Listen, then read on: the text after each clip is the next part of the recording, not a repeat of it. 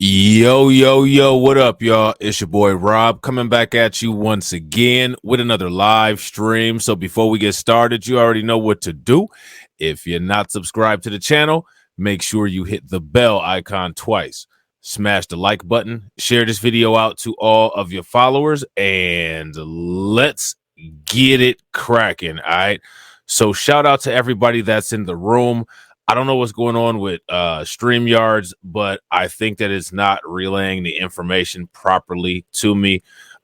It's showing that there's one person on Twitch and nobody watching on YouTube, but I see comments in the room. So if you guys are there, let's try to jumpstart this thing. If you guys can hear me, give me a thumbs up in the comment section or a radiation emoji. If you guys cannot hear me, give me a thumbs down. All right. So shout out to everybody that's in the room. I hope everybody is gearing up for a wonderful weekend. All right. If everybody's got plans, if y'all plan on kicking it, having a good time, you know what I'm saying? Throw some celebration emojis in the chat.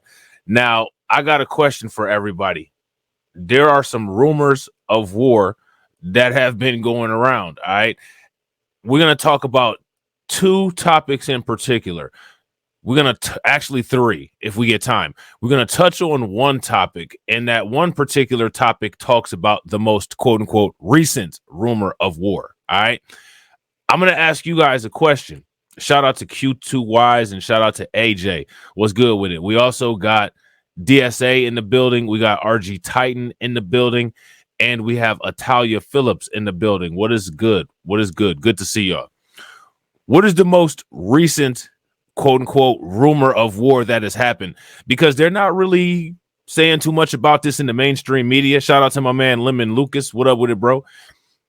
They're not talking about this in the mainstream media, but this is one of the things that actually happened, if I'm not mistaken, in 2017 when Trump was in office.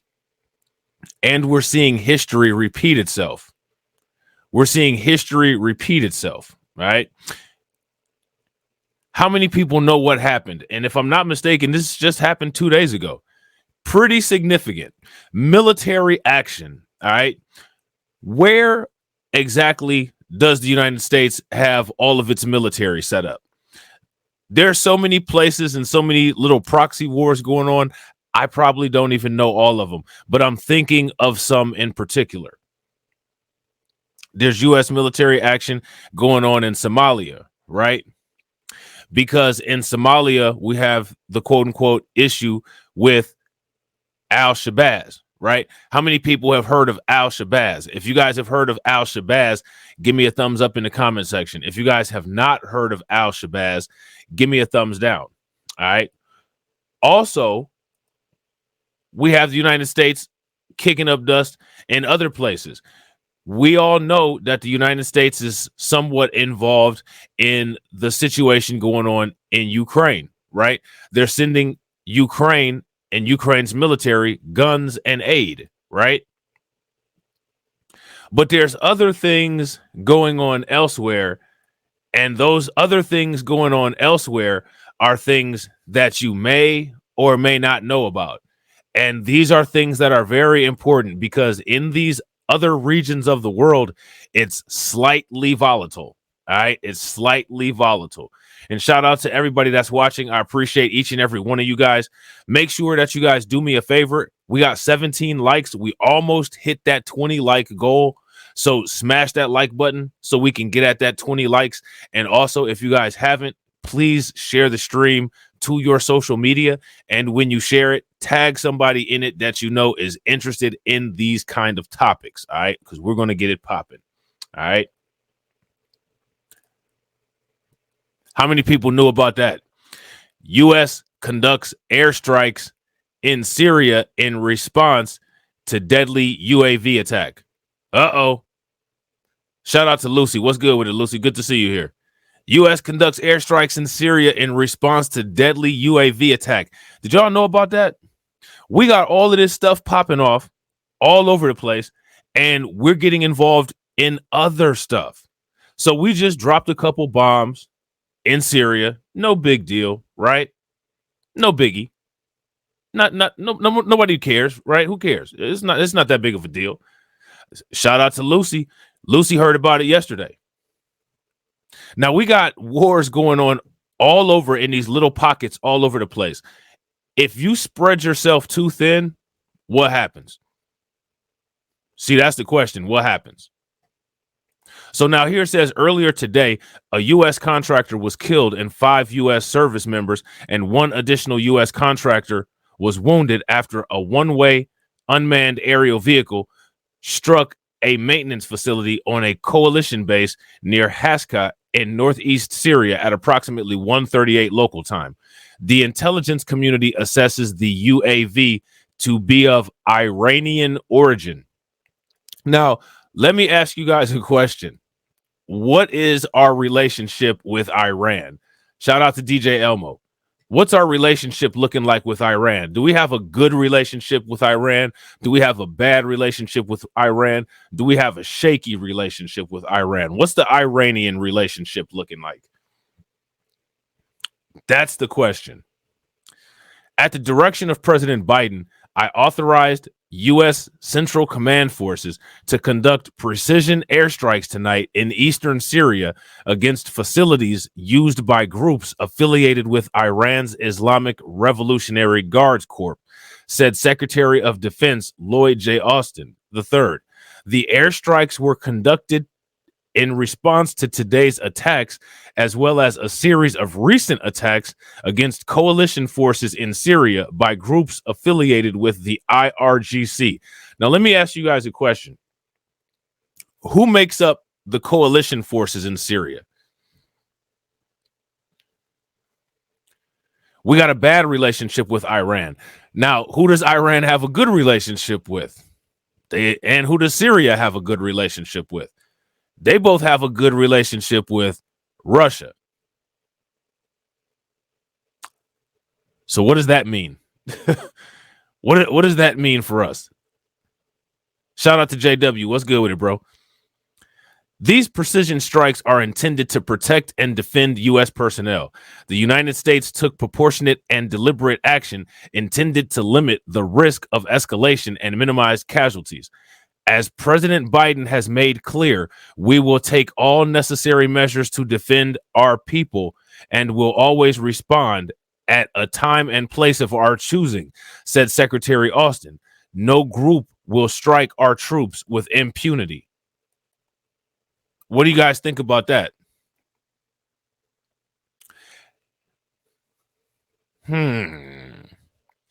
Our thoughts are with the family and colleagues of the contractor who was killed and with those who were wounded in the attack earlier today, said the secretary. 2 of the wounded service members were treated on site, while 3 additional service members and the U.S. contractor were medically evacuated to the coalition medical facilities in Iraq. All right. Not good. Not good. That definitely sounds like a rumor of war. What do you guys think? Now, CNN put out an article about it. We're going to check out what CNN had to say about it. Okay. They got a video up here, and we're going to take a look at it. So now what it says is Biden vows that U.S. will forcefully protect our people as Iranian-backed groups launch more attacks on U.S. troops in Syria. How many people knew that we had troops in Syria? Let's just start there. You guys already know this is going to come in hot.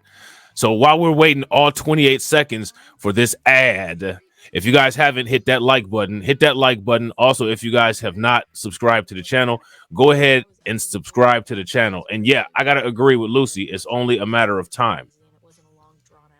DJ Elmo says, this is brinkmanship thus far and could dangerously escalate to war. Yeah, I agree. If you guys agree with RG Titan, DJ Elmo, and Lucy, give me a thumbs up. If you guys disagree, give me a thumbs down. All right, cool. So give me 1 second. I'm going to get this adjusted here real quick. And now we're about to check this out.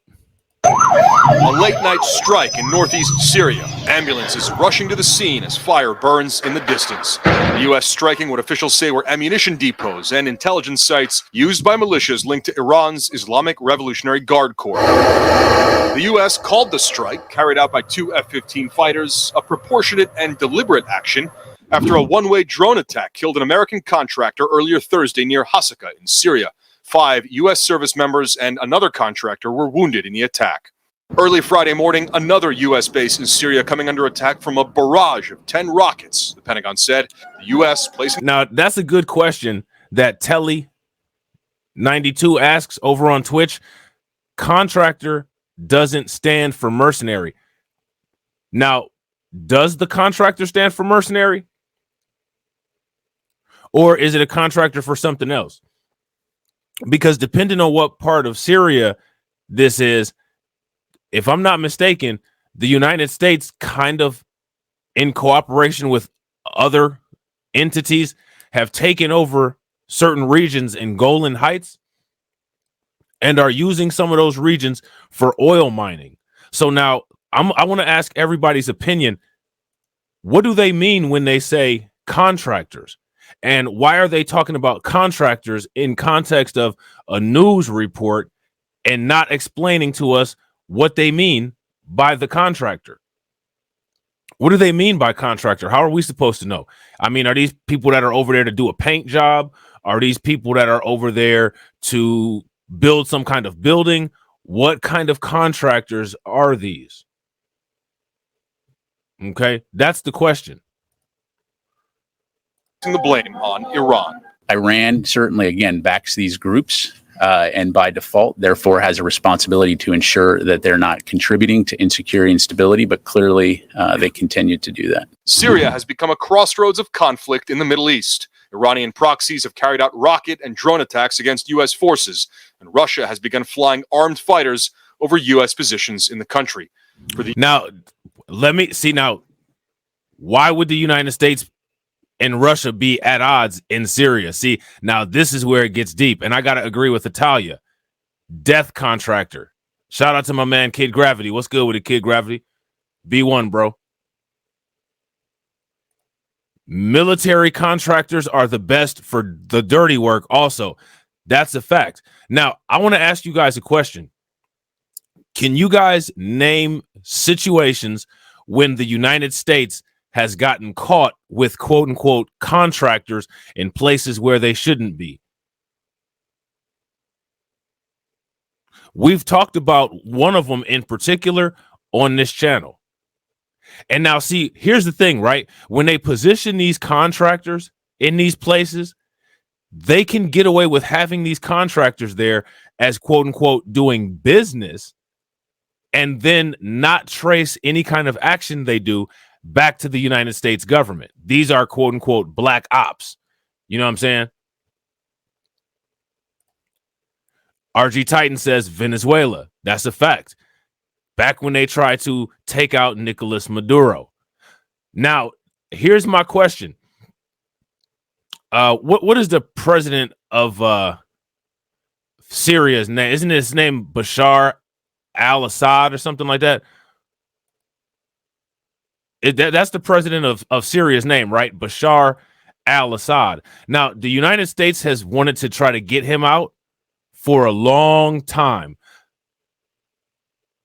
Do you think that those contractors have anything to do with the United States' position on Bashar al-Assad as the ruling interest in Syria? Hassad, yeah, I think it's Hassad or Assad, something like that.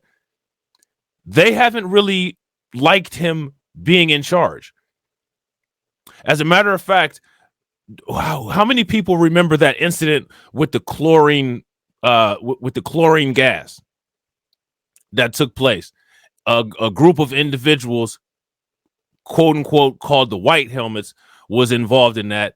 And the U.S. media tried to make it as if it was the Syrian government that did it.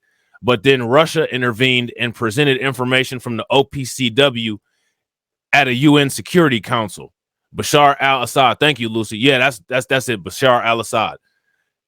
Back then, we conducted airstrikes over Syria as well. And that was one of the first times when everybody thought that the next day World War III was about to take place. You guys remember that?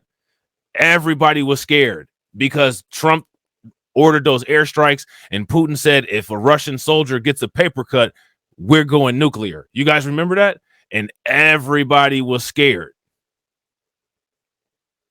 Somehow, nothing happened. We're right back there again. Now, Russia and Syria are allies. Oh, yeah, that happened, Lucy. It definitely happened.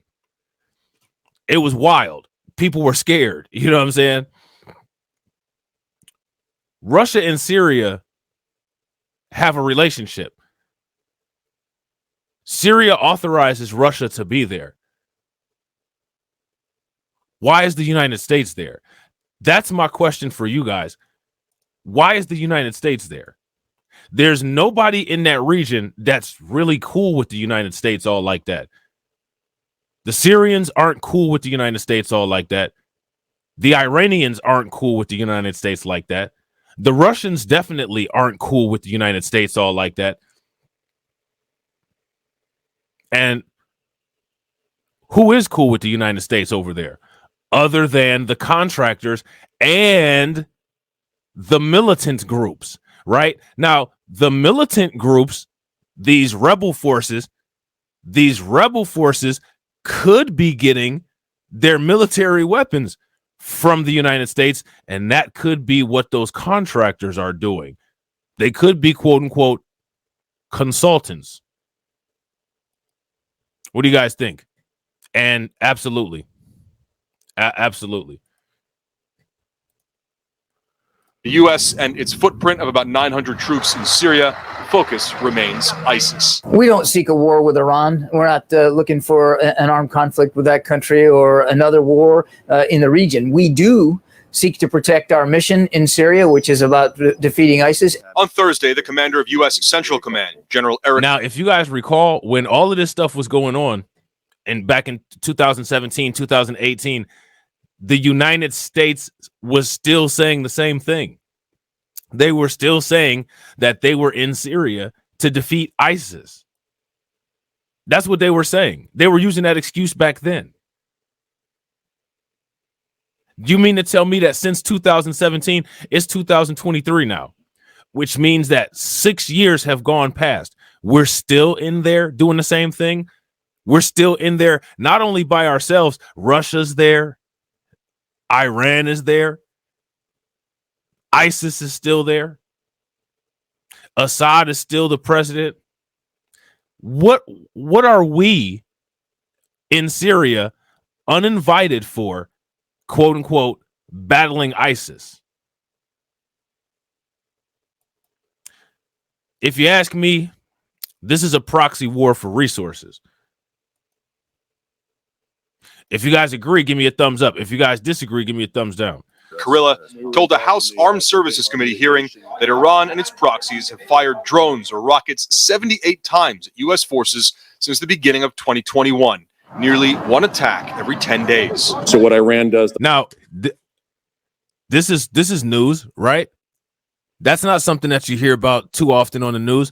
How many people knew that it was going down like that directly at the United States in Syria? We don't hear about this very often. And now that what's going on in Ukraine is happening, when it comes to these focuses, for the most part, we hear about United States and China, you know, having their little issues going on in the South China Sea and with Taiwan. And then we hear about Russia and Ukraine. They don't really talk about what's going on with the United States in Syria. The United States is under attack in Syria, clearly. You know what I'm saying? Shout out to DSB. What's good with it, bro? So the question then that we have to ask is, what is this all about? And how does it affect us here? What is this all about, and how does it affect us here? Now, see, here's what's interesting about this, right? We talk about the U.S. government, and, you know, we got elections coming up, right? And people are looking at all of these different candidates. People are looking at Donald Trump. People are looking at Ron DeSantis. People are looking at Joe Biden. People are looking at Nikki Haley. People are looking all over at all of these different candidates, right? The question is, we already went through this when Trump was the president. Now again, it's back to DJ Blacklight on the ones and twos. Life on repeat. We're conducting airstrikes over Syria again, this time with a Democrat president. Now, and shout out to RG Titan for answering the Nightbot. The thing that you got to ask yourself is, I thought that these political parties wanted different things. If they want different things, then why are we still doing the same thing? Because we're on a hamster wheel. We're on a hamster wheel. If you guys agree with Lucy, give me a thumbs up. If you guys disagree, give me a thumbs down. We're on a hamster wheel. So here's the question. How do we get off of it? To hide its hand as they use Iranian proxies. That's either UAVs or rockets to be able to attack our forces in either Iraq or Syria. Are these considered acts of war by Iran? They are being done by the Iranian proxies, is what I would tell you, Congressman. The U.S. has carried out attacks against Iranian. Notice how he didn't answer the question. See, we've talked about that. So basically what he's saying is that I won't answer the question. Would you consider these acts of war? What I can tell you is that we're being attacked by Iranian proxies. Anytime they won't answer a question, it's always suspect, because we clearly just saw him ask a question that's very easily a yes or no question. But as you guys can see, the Pentagon didn't answer. The Pentagon responded in a way that he wanted to respond. He didn't answer or address the question at all. Why do you think that is? This is in either Iraq or Syria. Are these considered acts of war by Iran? They are being done by the Iranian proxies, is what I would tell you, Congressman. The U.S. has carried out attacks against Iranian proxies in Syria before, targeting either enemy infrastructure or launch vehicles used to attack U.S. forces. Now, are U.S. forces getting attacked, or are U.S. contractors getting attacked? Or are the contractors part of the U.S. forces? Because at first, I thought we said that it was contractors that got attacked. Now it's U.S. forces. Or are the forces part of the contract? See, you gotta ask that question, because at this point, what they did was just told us a bunch of nothing. There was a similar type of escalation and back and forth strikes and attacks in August, after which a U.S. official said they believed it. Now, how many people heard about this back in August? According to CNN, in August of 2022, there was this kind of thing that went on in Syria again. I don't recall them talking about that very much in the mainstream media. And I got to agree with Lucy. You can't keep these stories straight. That's one of the reasons, if you ask me, why it's so important that people constantly do commentary on these, constantly repost these kind of things, constantly talk about them and share their opinions. Because if we don't keep these stories alive, all they'll do is just use these stories to manipulate things. Carlton Way said the passport bros will still go to Syria. A war will not stop them. That's facts. You know what I'm saying? That's facts. The passport bros is a war against dry dick. You know what I'm saying? And the soldiers in the war against dry dick will not be stopped, regardless of if there's a threat of nuclear war. You know what I'm saying? Regardless if there's a threat of landmines, regardless if there's a threat of radiation. The soldiers against dry dick, which that's called SAD. The acronym there is SAD, SADD, soldiers against dry dick, shall not be stopped. You know what I'm saying? So that means that there's no territory that is without bounds, which means that Syria is fair game. You know what I'm saying? Those people would obliterate them, not before they found a Syrian young woman to obliterate her. You know what I'm saying? Because that's what they there for. You know what I'm saying? That's what they there for. You know what I'm saying? It's like Devin the Dude said, we gonna leave without paying these hoes. Show them what they was made for. Y'all remember that shit? Deterrence had been restored, and that's clearly no longer the case at this point. The question, how does the Biden administration continue to respond, and does it believe at some point that it is possible to restore deterrence? That's the determination that the Biden administration needs to make. One key factor. Now, this is what I want people to understand this, and I want people to try to visualize this, right? Imagine your computer screen are the wars that the United States is involved in. Okay? Now, all of the different tabs are all of the different locations. Yeah, Devin the Dude be going in, man. Shout out to Devin the Dude, man. That's one of my favorite rappers, man. Rap a lot. You know what I'm saying? So the United States got a whole lot of open tabs, and none of the tabs are getting closed out. All of the tabs just stay open, and they just keep opening more tabs. Now, this is what I want to ask you guys. Out of everybody that is announced that they're running for president, what politician do you think would be the most capable of controlling the geopolitical landscape and foreign policy of the United States and decreasing the likelihood of any of our antagonistic relationships with any of these other countries escalating to a war or a World War III situation? Who do you think would be the most likely to be able to keep us out of a war? And I gotta agree. They just want to be in everybody's business and don't want to handle their own. Yeah, big facts. I can relate to Devin the Dude because he be on the toilet boo-booing. You know what I'm saying? I feel him. You know what I'm saying? That's old nigga shit right there. To remember here, at the beginning of the administration, when it had to deal with these sorts of attacks from Iranian proxies, there was the Iran deal and the potential negotiations around it to consider. With that pretty much off the table, that may open up Biden's options in terms of how to respond to this and what to do going forward. What to do going forward. All right. So we're gonna check this article out here. President Joe Biden emphasized Friday afternoon that the U.S. will forcefully protect our people a day after approving retaliatory airstrikes in response to a drone attack by an Iranian-backed group in Syria that left one American dead and more injured. Now, let me ask you guys a question. How is this retaliatory if you're not supposed to be there? That's the question. So Carlton says Trump and Lucy says Trump. If you guys agree with Carlton and Lucy that Trump would be the most likely to control the geopolitical landscape, keep us most stable, and decrease the likelihood of war, give me a thumbs up.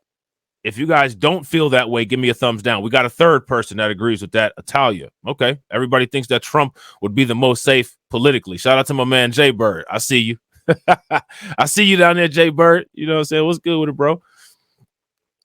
So now here it says, but it seemed that the president's actions and warning from U.S. officials had not deterred the attacks, as shortly before he spoke, another American service member was injured in a separate strike in Syria. So now here we're talking about an American service member.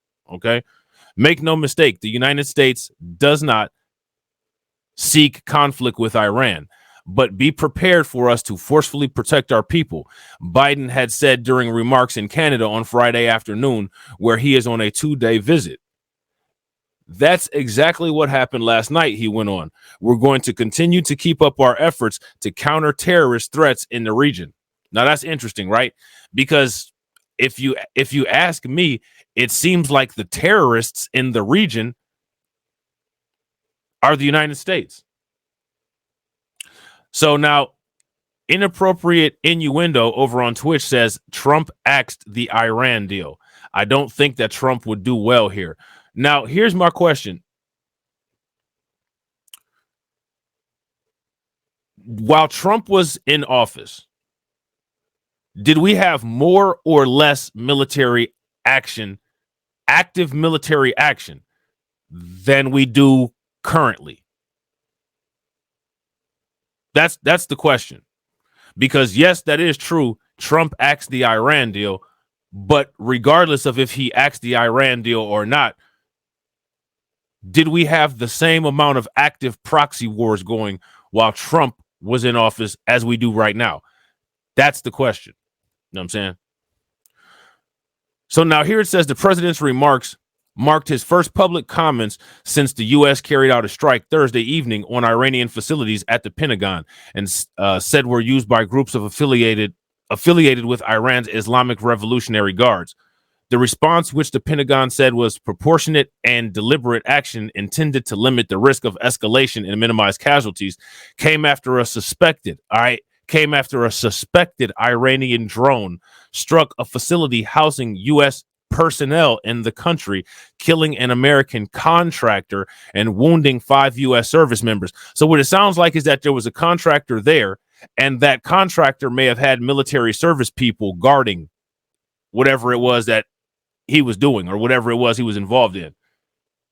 Shout out to Tori and Rain. What's good with it, bro?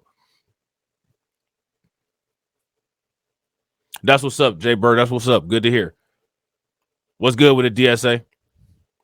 So now here it says on Friday, another U.S. service member was injured, but in stable condition following a rocket attack near oil and gas fields known as Conco. Now, let me ask you guys a question. What are the chances? Now we're getting somewhere. This guy just happened to be down by an oiled field. I mean, what do you guys think that he was doing there?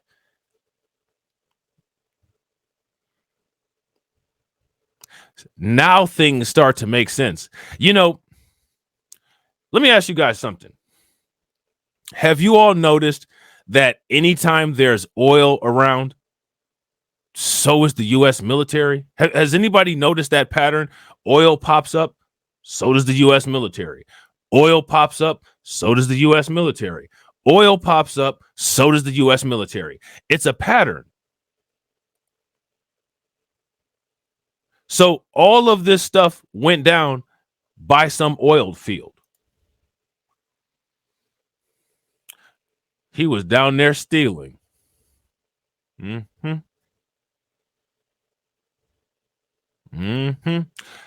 My question is, what else was he doing? Again, that's the reason why I keep asking. Well, what kind of contracts was he writing? Syria has a lot of oil. So what kind of contractor was this? Why is it that when it comes to CNN, they don't write the name of the business that this individual was attached to? What's the name of the company that this guy was contracting for? What kind of company was it? Don't worry about it. It's just a contractor. You don't need to worry about all that. Now you're doing too much. On the evening of March 24th, 2 attacks targeted U.S. and coalition forces in Syria. At 10:39 p.m. Syrian local time, multiple rockets targeted coalition forces at mission support site Conco, the officials said. The officials said a second attack occurred at approximately 11:23 p.m. Syrian local time when 3 one-way attack unmanned aerial vehicles targeted Green Village. 2 of 3 unmanned aerial vehicles were struck down by coalition air defense systems. The attack on Green Village, a U.S. base in northeast Syria, did not result in injuries, but did leave 1 building damaged, the source said. Biden said Friday that his heart and deepest condolences went out to the family of the contractor killed, and the president wished a speedy recovery for those wounded. Now, let me ask you guys a question. Has anybody heard the name of this guy? The name of this contractor who was killed? Anybody know what's his name? I think that's something that they should probably release, right? And again, what was the name of his business? Does he have more employees there? Why are they keeping the business information and details so hush hush? Shout out to Corey Green. What's good with it, bro? Why are they keeping the business information so hush hush? Probably because it's some dirty business. That would be my guess. It's probably some very dirty business. You know what I'm saying?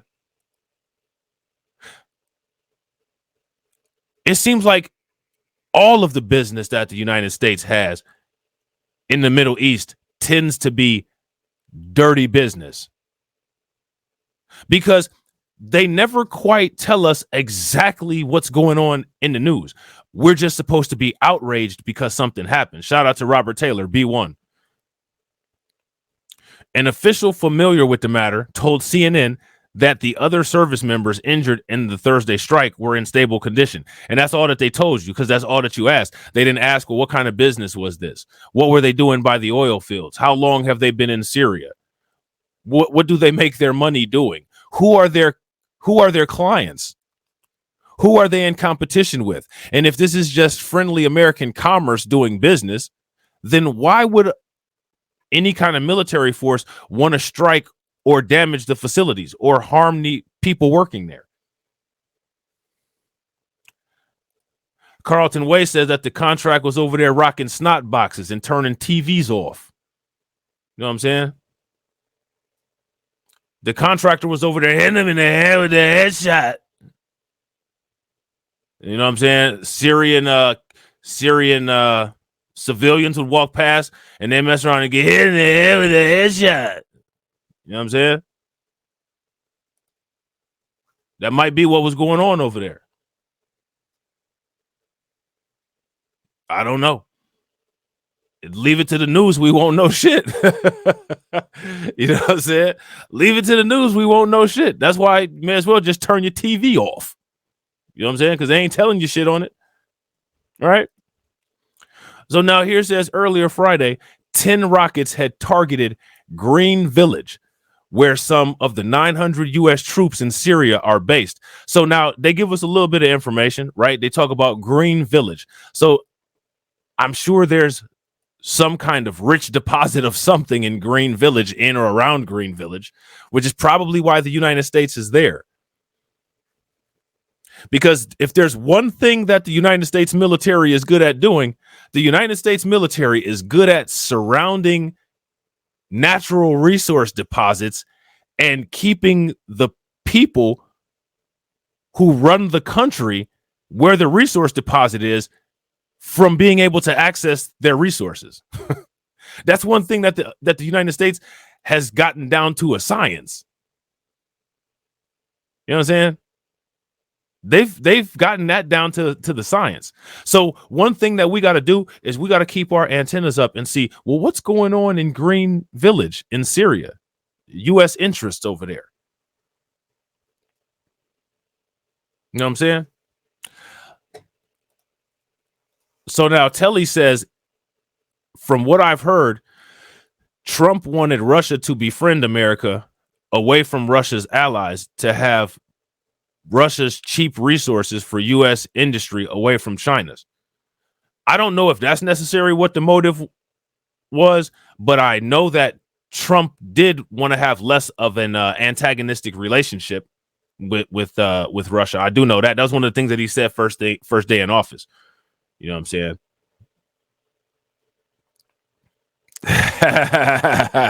DSA.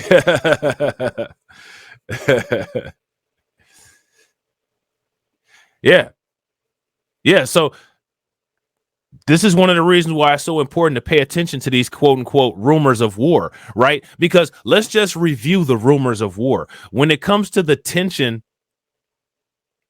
that the U.S. has with China over Taiwan, what's the product that's fueling the interests there? We talked about it before. It has to do with the electronics industry. And I got to agree with Corey. Russia and China have already infiltrated the U.S. I agree.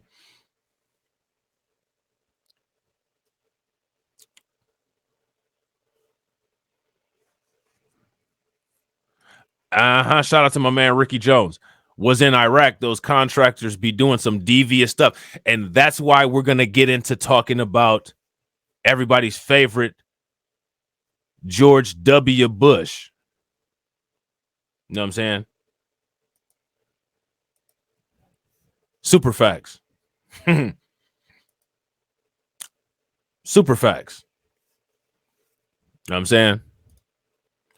There were no injuries to U.S. or coalition personnel and no damage to facilities, the Pentagon said in a statement. One rocket, however, missed the coalition facilities by 5 kilometers and hit a civilian home, injuring 2 women and 2 children, CENTCOM said in a statement.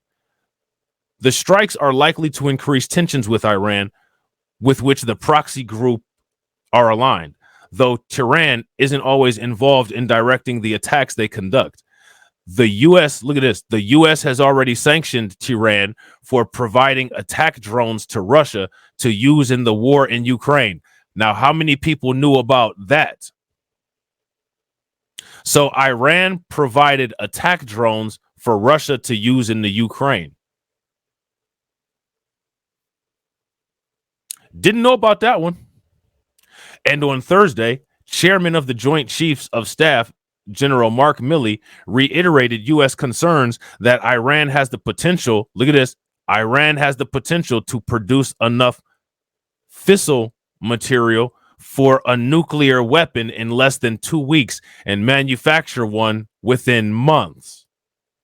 And we all know that one of the things that the United States has been trying to do is to stop Iran from developing the capability to produce nuclear missiles. That's been one of the United States' consistent interests when it comes to foreign policy with Iran. Do you guys remember when Iran's top nuclear scientist got canceled a couple years ago? How many people remember that? If you guys remember that, give me a thumbs up. If you guys don't remember that, give me a thumbs down. Inappropriate innuendo says Iran providing drones to Russia is old news. They also provided personnel to support usage too. I didn't know that. Are you from the United States, inappropriate innuendo, or are you from abroad?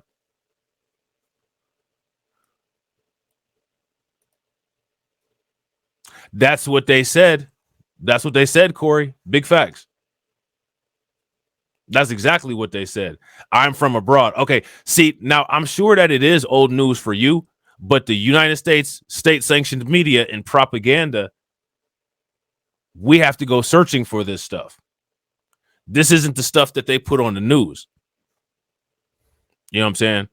Which is why it's important to have these kind of conversations and talk to people from all over the place, because you'll get all kinds of information that you never knew about, and you'll get a time frame. As you guys can see, the majority of us are late about a lot of this information, but this is what's being talked about internationally. You know what I'm saying? So now Telly says, yes, Iran is buddies with Russia. Saudi Arabia is supposedly buddies with the U.S., but Xi Jinping bringing both presidents together in a meeting is kind of crazy. Well, the oil economy dynamics are shifting, and that's one of the reasons that you see all of this posturing and positioning, and it's one of the things that could spark events that lead to World War II, because the world is tired of United States dollar hegemony, and the world is looking to change the current financial system. You said check out Brennan O'Connell. I'm gonna have to check him out. Matter of fact, when I get done with this stream, I'm gonna go check out the channel. Maybe if he's talking about some of this kind of stuff, we react to some of his videos. We have to put that we have to put that times 1.5 on so they can't strike your boy. You know what I'm saying? We got to use that illegal plagiarization. You know what I'm saying? Yeah, oh yeah, the Belt and Road Initiative. Yeah, they've been talking about that for a long time. The Silk Road. You know, the good blue and white is working with Russia and China on that. And see, these are things that are important. And you know what I'm saying? Like, we got so much going on that we don't talk about this kind of stuff.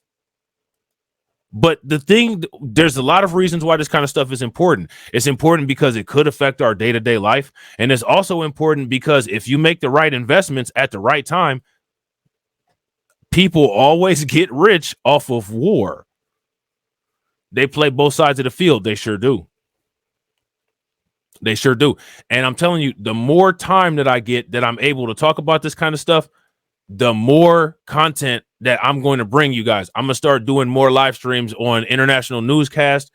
We're gonna be getting in. We're gonna be getting into it. But for now, while I don't have a lot of time, I'm gonna try to pack as much as I can into these series on this channel because this is important stuff, and we got to reiterate this.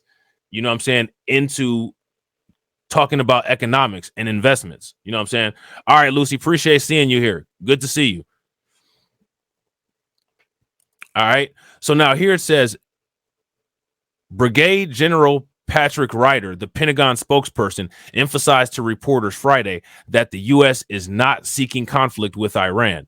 We don't see escalation with Iran, he said, but the strikes that we took last night were intended to send a very clear message that we will take the protection of our personnel seriously and that we will respond quickly and decisively if threatened. U.S. target was supporting Iranian groups, officials say. The drone used in the Thursday attack intentionally crashed into its targets, the official said. The infrastructure that was targeted in the U.S. response was not directly related to the suspected Iranian drone itself, the official said, but was instead targeted by the U.S. because it was known to be supporting Iranian proxy groups in the country with munitions and intelligence. Now, let me ask you guys a question. What is that paragraph saying? Probably not, Corey. Probably not too many more streams today. But I'm gonna probably do a stream tomorrow. Probably around the same time. Oh, look, our resident troll is back. Esposito stream says maybe they shouldn't go against Christ. It sounds like the almighty hammer of God has laid down his judgments. That's interesting because from what I understand, Syria is a Christian country. So there's that. So now here says the number of casualties from the U.S. airstrike is still being determined, the official said. A UK-based group monitoring the war in Syria, the Syrian Observatory for Human Rights, claimed that 8 Iranian-affiliated fighters were killed in airstrikes. CNN could not verify that claim. CNN has reached out to the Iranian and Syrian government foreign ministries for comment. The Syrian and Iranian governments have not publicly commented, but Iran's state-run press TV cited a military source in Syria saying the resistance groups reserve the right to respond to the American attack and will take reciprocal reaction. So now, when it comes to Iran's media, when it comes to Syria's media, Syria's media is saying that the United States initiated the attack against them.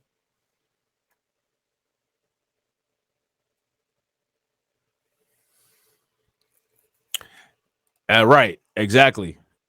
If you exactly, if you guys agree with Corey, give me a thumbs up. If you guys disagree with Corey, give me a thumbs down.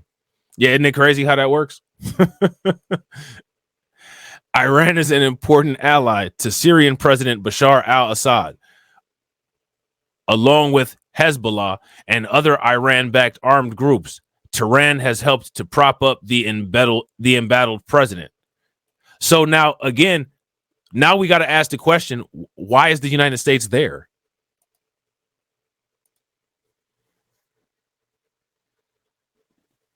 Why is the United States there?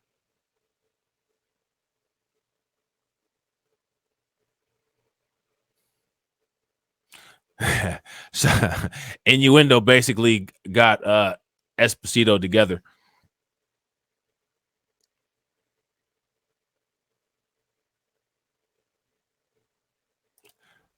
Not more anti-Semitic than the people that provided Germany the funding for World War II, now are we? Because we haven't provided any funding for the harming of those particular people.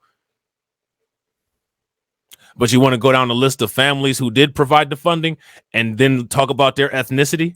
You want to do that?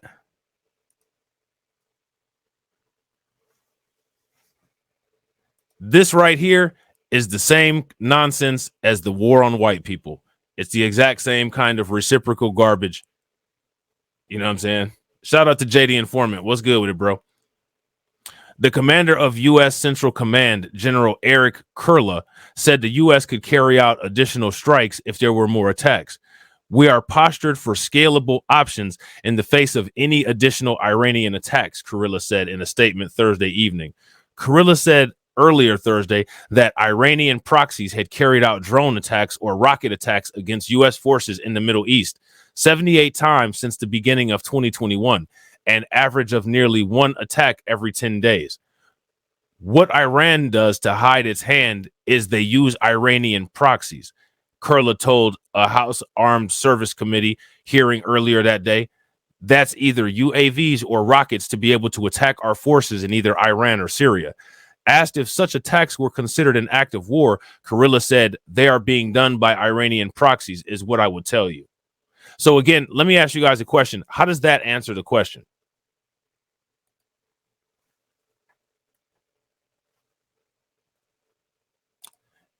And then there's that. That's some mask off shit right there. Yeah, I agree.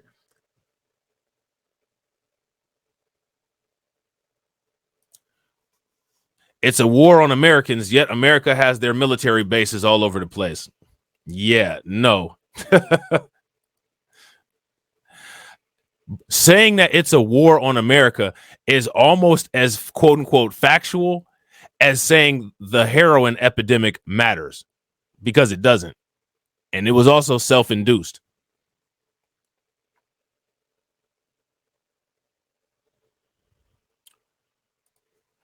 So this person says for China to rule the world, they must get all the other nations to oppose each other, like how the United States is currently done, right?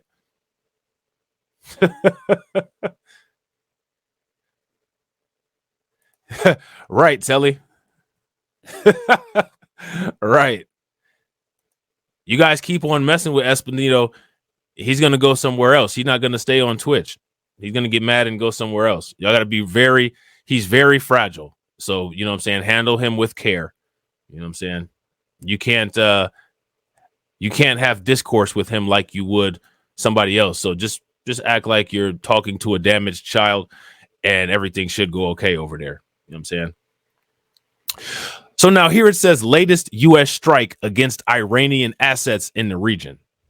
The Biden administration has carried out airstrikes against militias affiliated with Iran on multiple occasions following previous attacks on U.S. facilities in the region. In February of 2021, Biden's first known military action was to carry out strikes against Iranian-backed militias after rocket attacks on U.S. troops in Iraq. So now this is what the fellow over on Twitch said was old news, but this is something that they weren't really talking about too much over here in our mainstream media.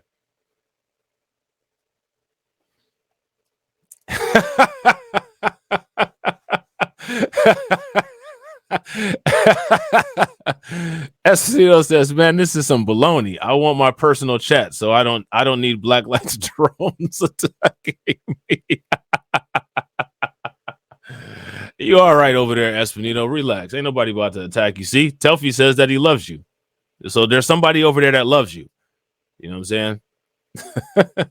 You can't complain about being loved. You know what I'm saying? But sometimes you can be loved so much that it hurts. You know what I'm saying? That's what I would say about white people's relationship with black people. They love us so much that it hurts. You know what I'm saying? It's kind of toxic. You know what I'm saying? Sometimes, you know what I'm saying? Sometimes it just, things just doesn't work. They just don't work out. You know what I'm saying?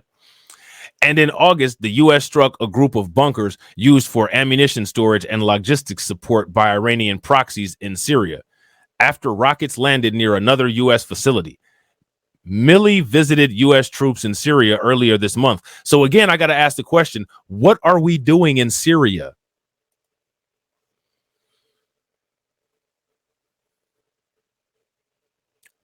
I want to know what everybody's opinion is of why the United States is in Syria. And here's another question for you guys. Do you all think we need to get out of Syria because there's more important things that we can be doing elsewhere?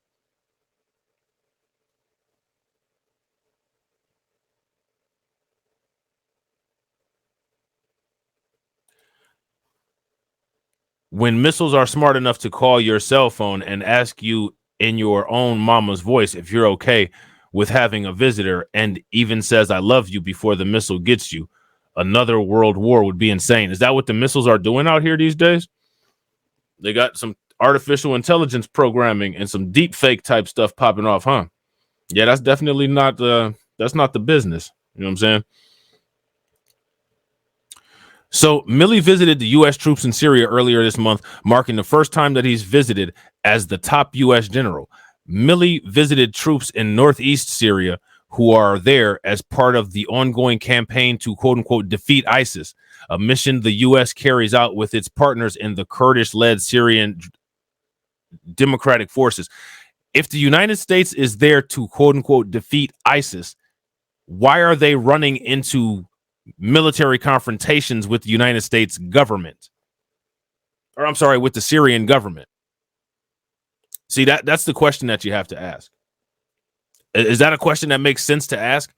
If the United States is in Syria to fight ISIS, why is it that the United States ends up having confrontations with Syria's allies and the Syrian government?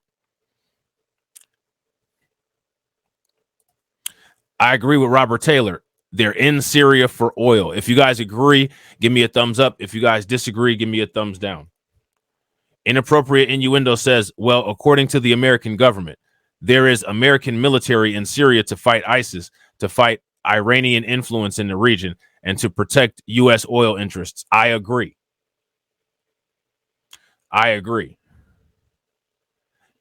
As a soldier, it was always my understanding that America builds bases across the world so that a would-be terrorist has somewhere to attack America that is not actually in the 50 states.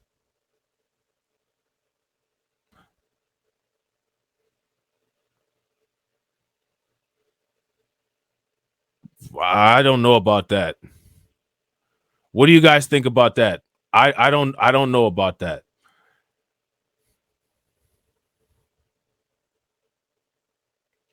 And see, Telly says the Syrian government is already against ISIS, and I agree with that because I thought that's what Syria invited Russia into Syria for, to help stabilize the government and keep proxy groups from overthrowing it. And one of those proxy groups was Islamic State, right? Which is ISIS, right?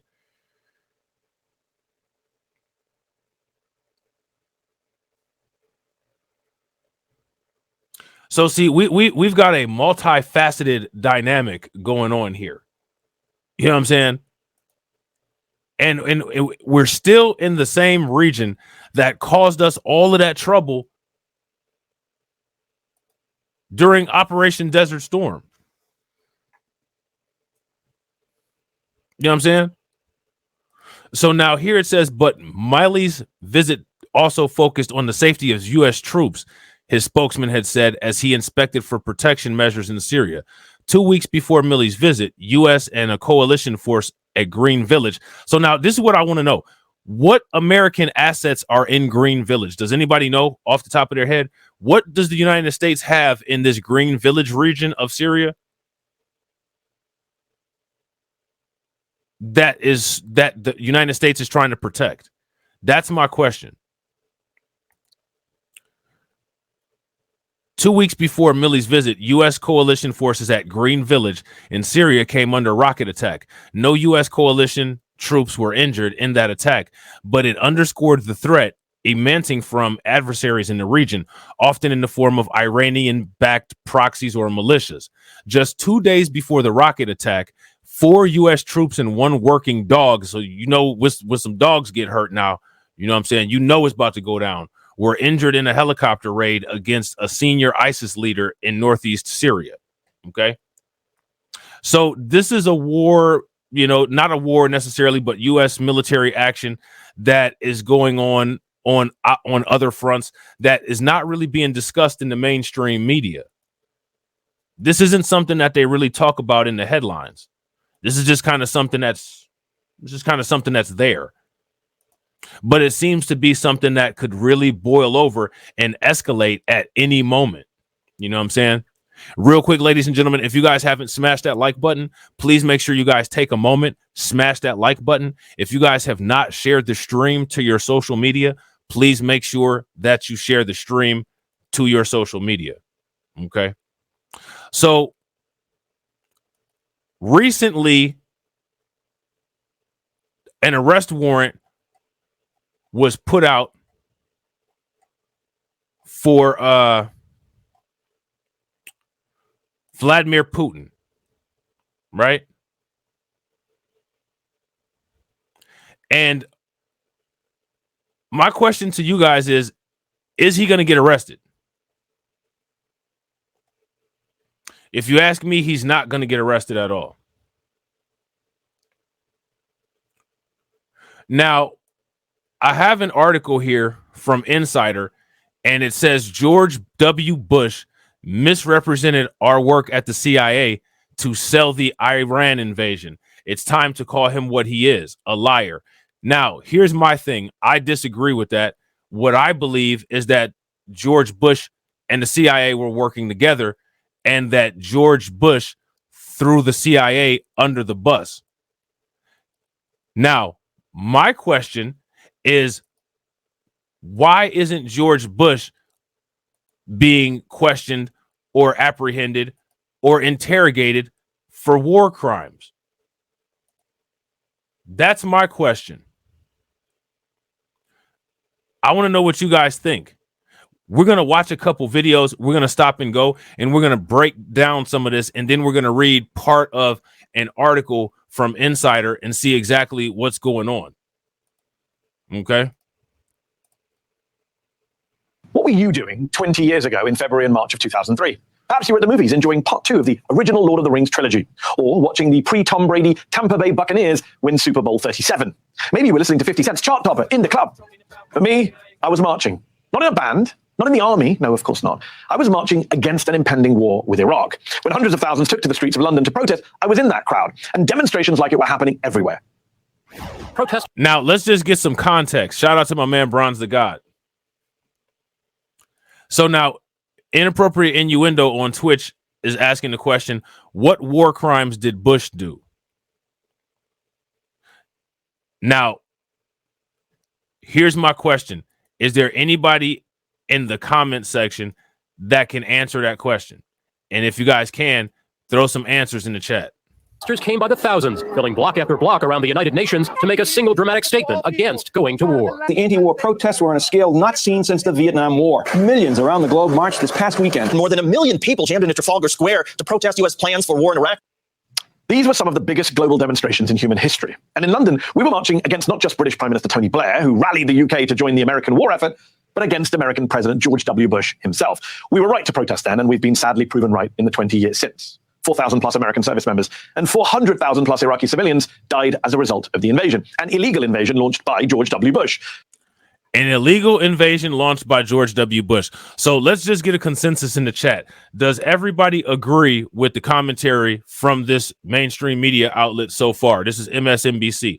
They're saying that the invasion of Iraq was illegal. If you guys agree, give me a thumbs up or radiation emoji in the chat. If you guys disagree, give me a thumbs down and let me know why you disagree. So now here's the question. If the invasion of Iraq was illegal, then that means that it was a crime because it was illegal. When you do things that aren't legal, that means that a crime has been committed. Now we got to ask ourselves the question, who committed the crime? Whoever ordered the illegal invasion probably is the one that committed the crime. If that crime has been committed, what have been the consequences for that crime? That's the question. Which is what I want to talk about at length today. In fact, devote the entire show to on this 20th anniversary of the Iraq War, because I, for one, find it bizarre. I'm actually appalled at the way in which almost everyone seems to have moved on from talking about President Bush and his responsibility for one of the great crimes of the 21st century. People in our politics, in our media, in our popular culture haven't just brushed Iraq under the carpet and let Bush off the hook. They've rehabilitated him. Now, what do you think about that? And see, the reason why I think the mainstream media is bringing this stuff back up is because of what's going on with Vladimir Putin. Shout out to Deneen and shout out to OG Patrice. What's good with y'all?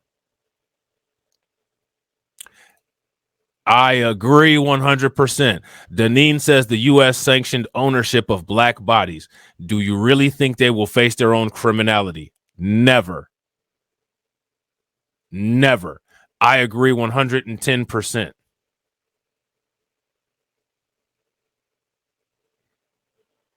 If you guys agree with Deneen, give me a thumbs up. If you guys disagree, give me a thumbs down. DSA BLDVT what? RN. Oh, is that like short for disabled veteran? Disabled veteran, okay. Over on Twitch says, not knowing what secret information he made the decision on, I can't say if it was ultimately defendable and legal. I don't know what I don't know what classified information he made the decision, quote unquote, based on, but we're going to get into some of that information that was supplied to him by the CIA when we get into this Insider article, which is a while from now. So stick around. Shout out to Jab Bad and shout out to Lois. What's good with y'all? We've begun to celebrate him. In the middle of a presidential campaign filled with rancor, we were struck by a very different image over the weekend. First Lady Michelle Obama embracing former President George W. Bush. So good. It's amazing how they're all friends now. Right now, what you're looking at? Look right here. This right here. Hold on. Very different image over the weekend. First Lady Michelle Obama. That right there. What you're looking at right there? That's a bipartisan effort. You see, this right here. When we're looking at politics, right? When we're talking about policies, when we're looking at immigration, when we're looking at benign neglect, when we're looking at blockout of financial opportunities, when we're looking at the organization that has a business interest to keep us at the bottom of the world, this is what people need to keep in mind. Those people that gangbang for the right, those people that gangbang for the left, this is what you need to keep in mind. This right here should be the poster for American politics right here. Every foundational Black American should keep this image in their head.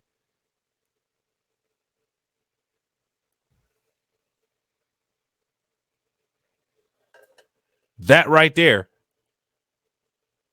is a bipartisan effort. I never seen her hug Obama like that, man. She hugging him like how Amy Roebuck was hugging TJ Holmes, and that's not a good thing.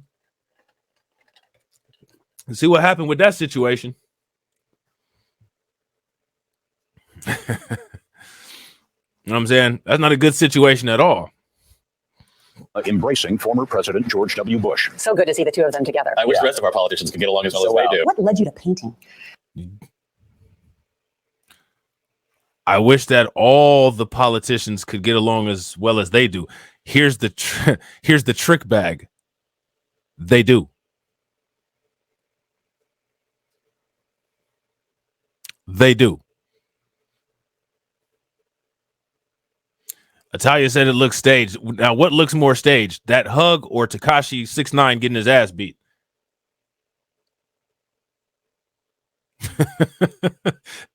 Does the Bush Michelle Obama hug look more or less staged than the Tekashi 6ix9ine LA Fitness beatdown?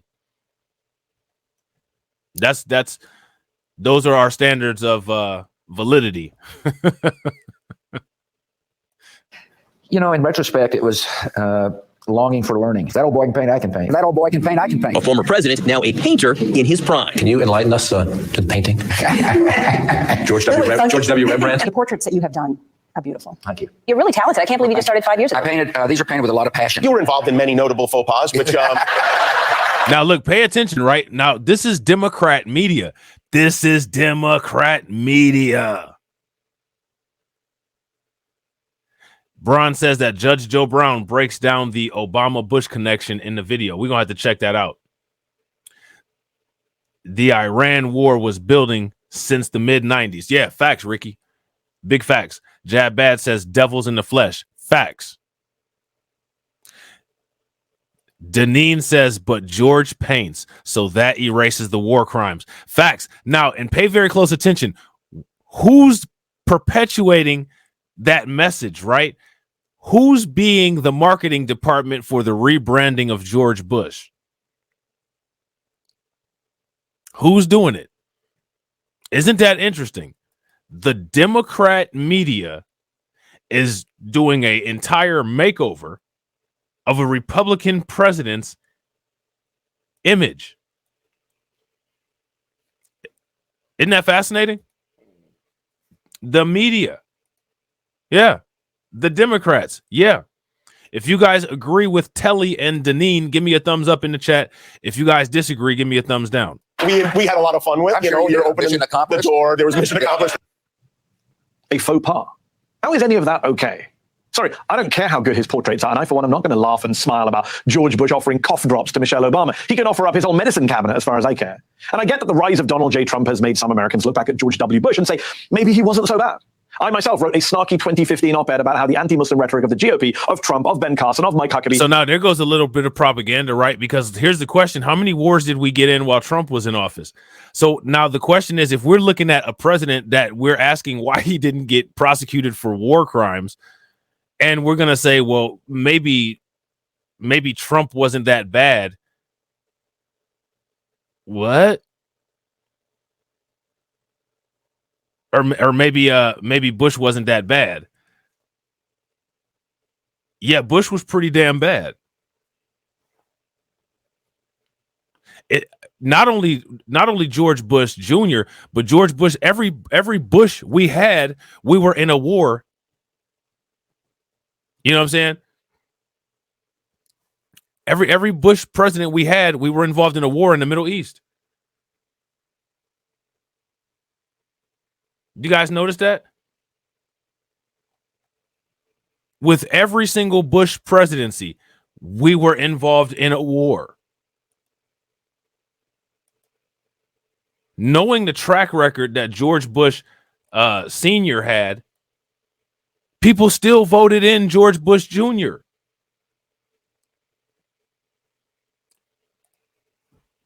RG Titan says Bush was an idiot, and I guess he was a likable idiot.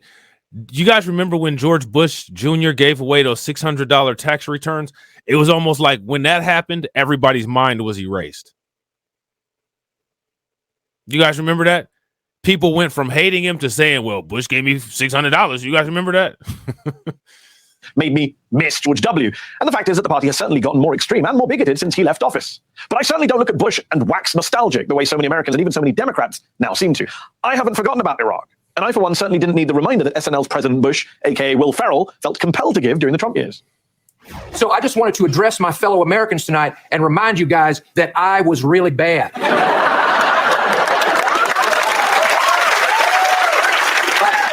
like historically not good. Remember, during his last year in office, President Bush's approval rating was in the 20s. But by 2018, in the second year of the Trump presidency, it was up to 61% approval. His support among Democrats had quintupled. Nowadays, Americans apparently see W as a cuddly form of... Now look at the current approval ratings. Compare George Bush's approval ratings back then during all of this to the current approval ratings of Biden. Yeah, I agree. If you guys agree with Deneen, give me a thumbs up. Presidents are the de facto CEO of a company called the Military Industrial Complex. The Ellen and Maury crowds are so gullible. Facts. That's the no voting, no vucking crowd. The no voting, no vucking crowd is extremely gullible, and that's where a lot of the propaganda is aimed. That's where a lot of the propaganda is aimed. I agree 110%. They make jokes about their truth that they hide. Facts. Anything that you see on an electronic image is media. Sports is media. Hollywood is media. All of it is media.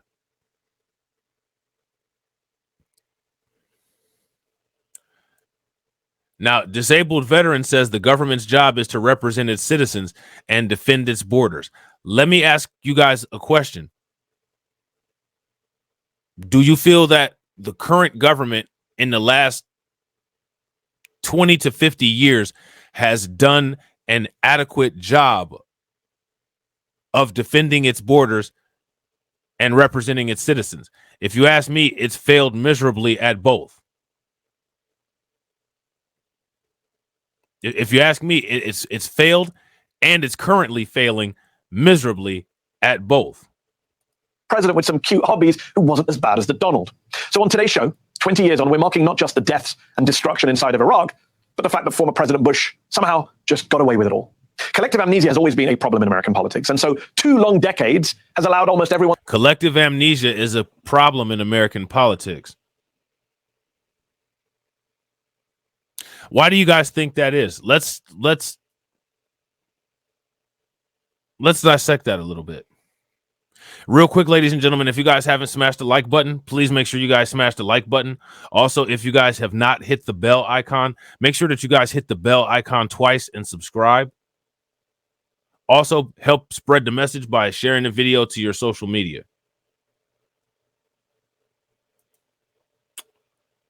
Why does collective amnesia seem to strike?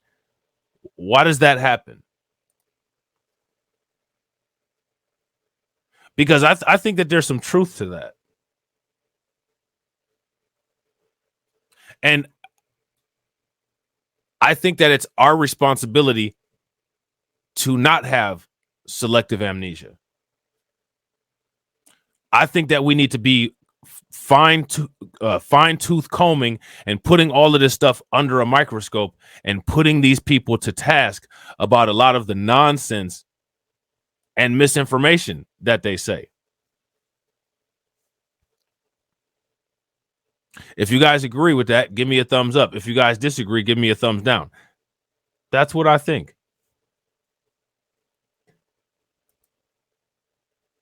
Now, there's certain things that they want us to, quote unquote, never forget, right? Like 9/11. But when it comes to stuff that we need to never forget, like slavery and Jim Crow, well, we need to forget that. Jab Bad says fear. That could be it. Definitely could be it. Want to just forget about the long campaign of falsehoods with which Bush kicked off his illegal, brutal, and disastrous Middle East war. Just memory hole it. And yet, before Donald Trump's big lie about the 2020 election, there was George W. Bush's big lie about Iraq's non-existent weapons of mass destruction. Now, we all know Trump has yet to be held to account for his lies, but neither is Bush. And as I'll explain in a moment, George W. Bush was a big reason for why we would later get Donald J. Trump. But first, let me take you back to Wednesday, September the 12th, 2001, the day after the horrific night. So I want you guys to see what's being done here. They're using this as propaganda, right?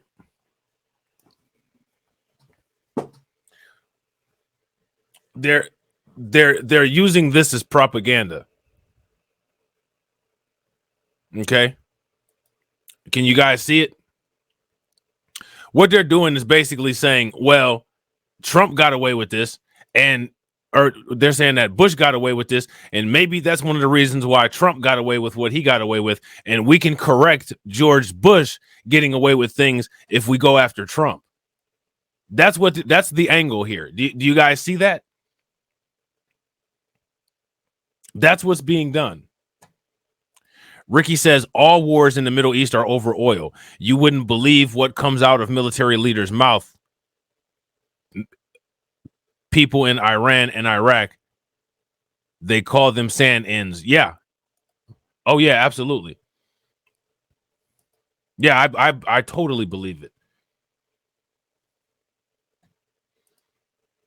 9/11 attacks.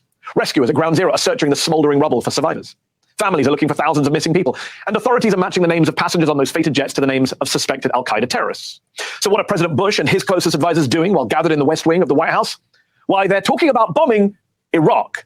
Yes, Iraq. Something we would only learn later from accounts of insiders like Richard Clark, the US counterterrorism czar under both Bill Clinton and George W. Bush. In fact, when Clark sat with 60 Minutes in 2004 to reveal what had happened, you could really feel the pressure he'd been put under. On September the 12th, 2001, Clark said he had been pulled into a room by President Bush, who asked him if Iraq was to blame. Clark said no, but the president insisted.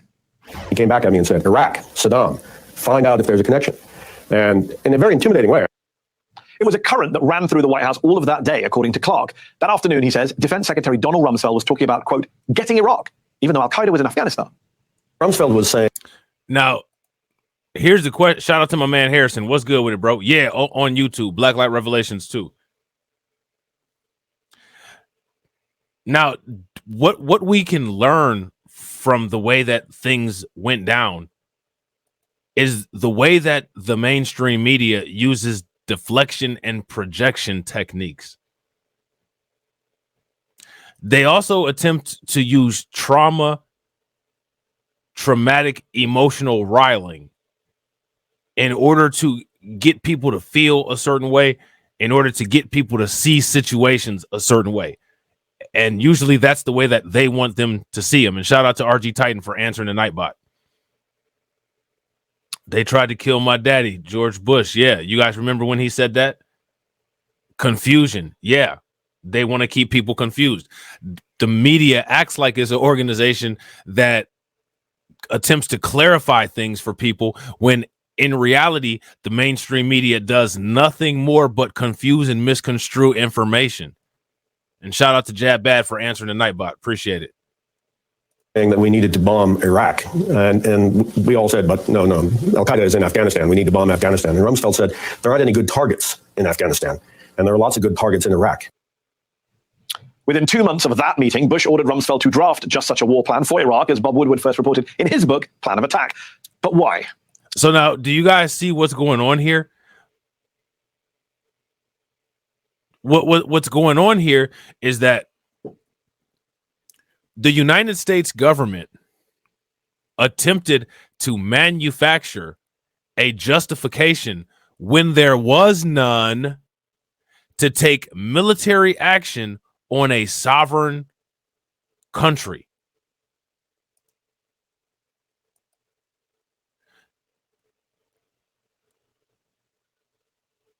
Let me ask you guys a question. Is that legal?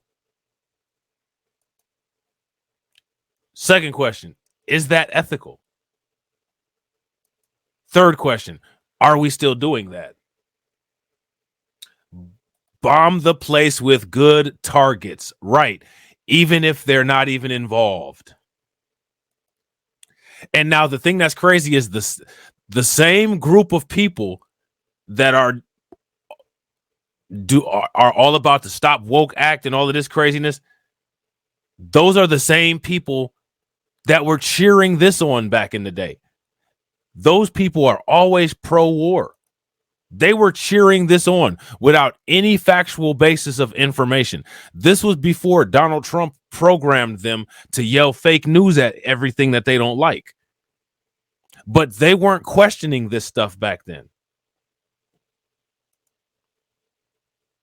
That's something that people should never forget. Just like how people should supposedly never forget 9/11, never forget who the people were that were cheering this on. You know what I'm saying? Saddam Hussein, the country's longtime dictator, played no role in the attack on America. In fact, he had been a US ally against Iran in the 1980s. There he was in 1983, shaking hands in Baghdad with a special White House envoy named Donald Rumsfeld. There you go.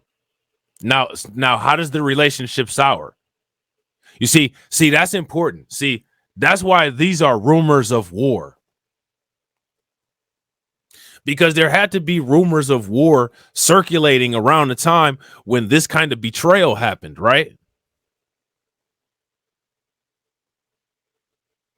Saddam Hussein was a United States ally.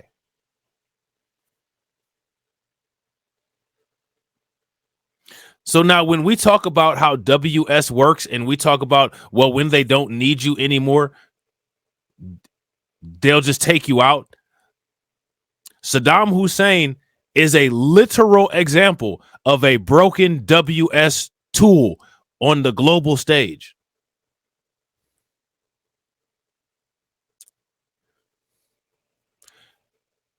If you guys agree, give me a thumbs up. If you guys disagree, give me a thumbs down. Saddam Hussein was a tool that was literally broken on the world stage by global WS. They do that on a micro scale and they do it on a macro scale. This is an example of that being done on a macro scale. To draft just such a war plan for Iraq, as Bob Woodward first reported in his book, Plan of Attack. But why? Saddam Hussein, the country's longtime dictator, played no role in the attack on America. In fact, he had been a US ally against Iran in the 1980s. There he was in 1983, shaking hands in Baghdad with a special White House envoy named Donald Rumsfeld. Yes, that Donald Rumsfeld. So what made George W. Bush so determined to attack Iraq 2 decades later? Was it the push by the so-called neoconservative hawks around him to oust Saddam even before 9/11 and make Iraq a base for pacifying the whole Middle East and protecting Israel? Perhaps it was Iraq's vast oil fields. Even before 9/11, a White House energy task force set up by Vice President and former oil executive Dick Cheney had mapped Iraqi oil reserves and made a list of, quote, foreign suitors for Iraqi oil contracts. Making contracts on assets that don't even belong to them. Do you guys see this? Let me ask you guys a question. Do you guys think that the United States ever formally apologized for this?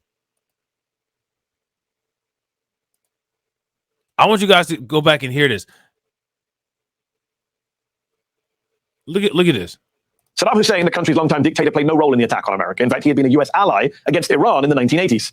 There he was in 1983, shaking hands in Baghdad with a special White House envoy named Donald Rumsfeld. Yes, that Donald Rumsfeld. So what made George W. Bush so determined to attack Iraq 2 decades later? Was it the push by the so-called neoconservative hawks around him to oust Saddam even before 9/11 and make Iraq a base for pacifying the whole Middle East and protecting Israel? Perhaps it was Iraq's vast oil field.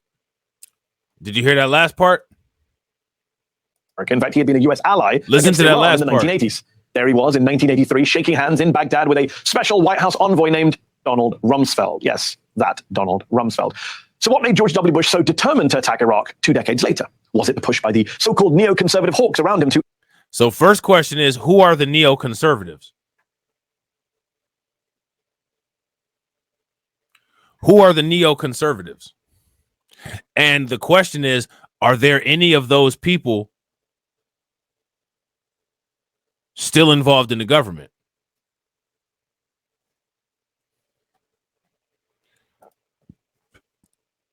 Telly says there's Wolfowitz. He's the guy in the back. Sounds like one of them folks. Sounds like one of them folks. So if you're over on Twitch, Telly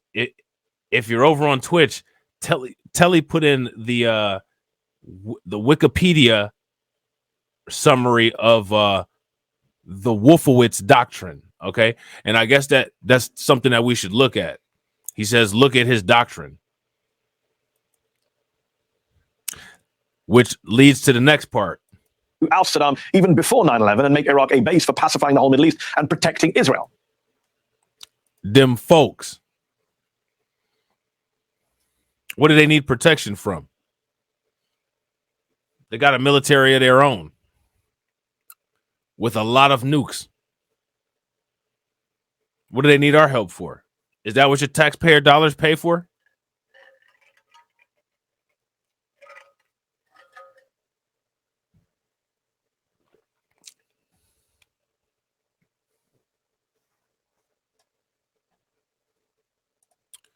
I appreciate that, Deneen, because it's true. War is our only export.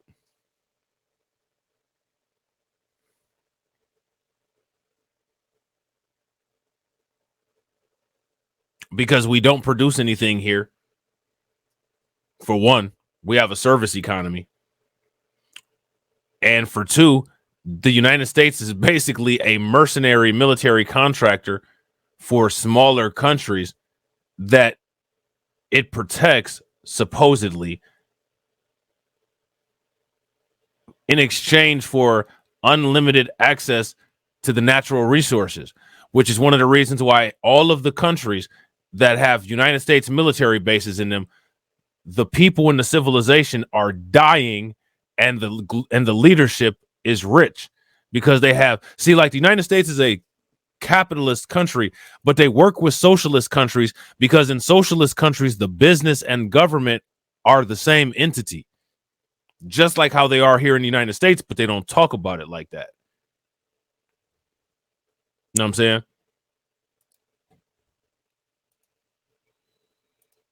Perhaps it was Iraq's vast oil fields. Even before 9/11, a White House energy task force set up by Vice President and former oil executive Dick Cheney had mapped Iraqi oil reserves. So now we're at where we were when we were talking about Syria. And here we go. It's 2023.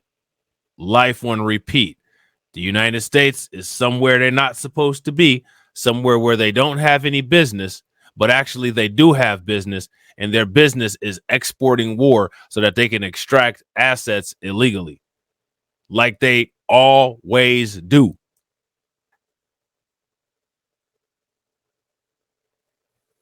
Like they always do. There's oil here. Okay, well, we're here. Didn't we just say that earlier? Oil pops up, United States military pops up.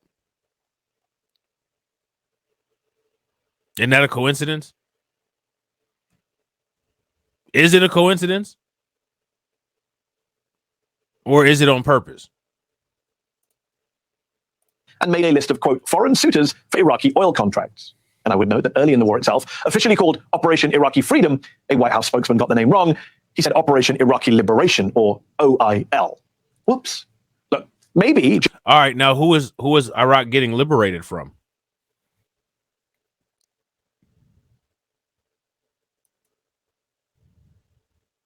You see, we got to ask that question. Who was Iraq getting liberated from? What we're going to do is we're going to march into this place, and what we're going to do is we're going to liberate them, but we're going to liberate them from their elected sovereign government. That's what we're going to do. You know what I'm saying? Real quick, ladies and gentlemen, if you guys haven't smashed the like button, please make sure you guys take a moment, smash the like button. Also, if you guys haven't shared the stream, please make sure you share the stream to your social media, Facebook, Twitter, Reddit. And also, if you haven't subscribed to my backup channels and my other social media, please take a moment and do that as well. Just getting Saddam was personal for Bush, an extension of the first Persian Gulf War and the lingering bad blood between the Iraqi and American ruling families. But there's no doubt his hatred is me. There you go. That's what Deneen had said earlier. He tried to kill my daddy. He tried to kill my daddy.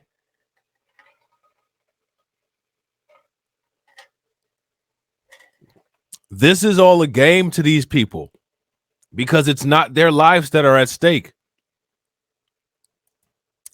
It's not their daily normalcy that's at stake. This is a game.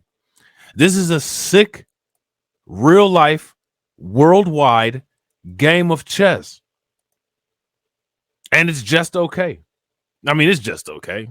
You know what I'm saying? People die, right? In the military, stuff happens. It's all right. Is it? You know what I'm saying? Is it okay? No. One thing that we got to pay very close attention to is the tendencies of any political candidate to support nonsense like this.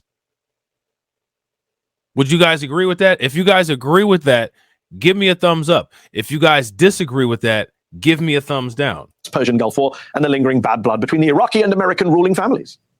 But there's no doubt his hatred is mainly directed at us. There's no doubt he can't stand us. After all, this is the guy that tried to kill my dad at one time.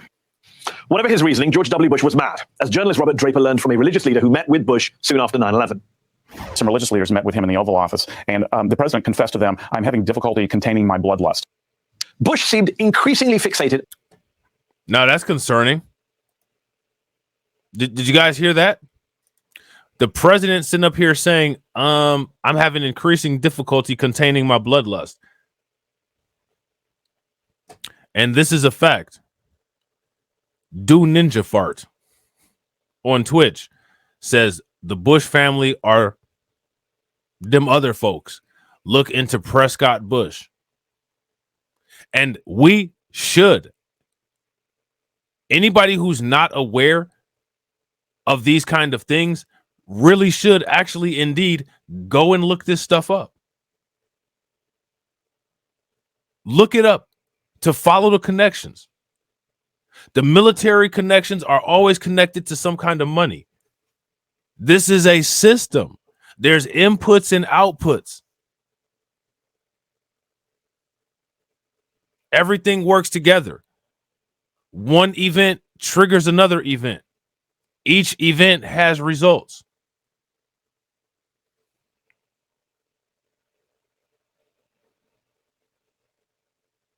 People need to pay attention to this stuff. Trace it all the way back. These families Think about this. I want you guys to think about this, and I'm going to ask you guys this question. Do you guys notice that the families that have all of the money, the rich, evil families of the world that have all of the money, all of these people can trace their families back many, many, many generations.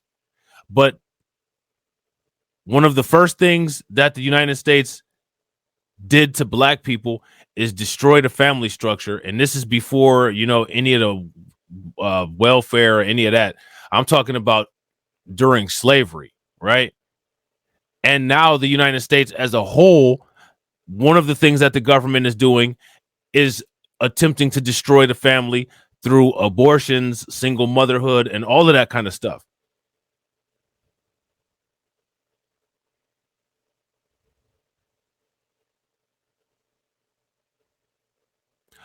But they're not doing that for these people that have a lot of money. So let me ask you guys a question. Is there a positive correlation between wealth and knowledge of family?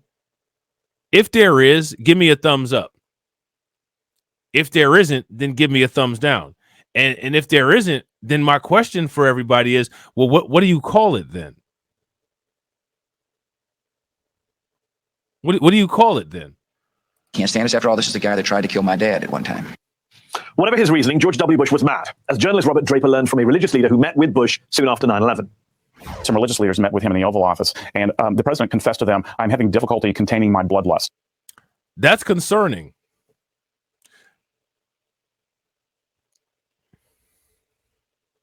That's extremely concerning.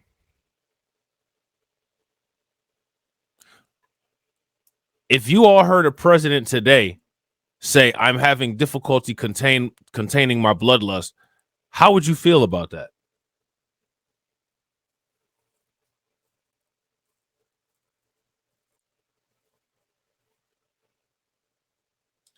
That's another way to disrupt generational wealth, is to destroy family knowledge, right? Because if you disrupt the family knowledge, then it makes it more difficult to pass down generational wealth. So disruption of family structure is a way to economically attack people. Isn't that something?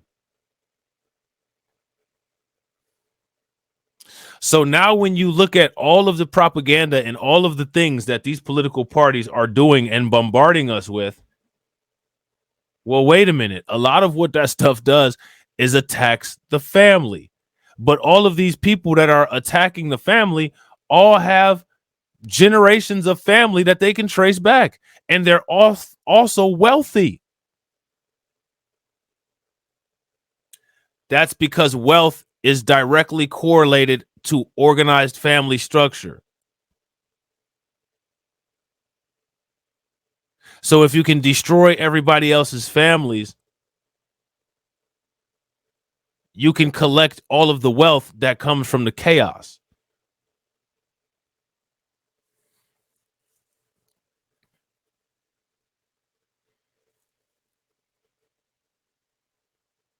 See, this gets deep.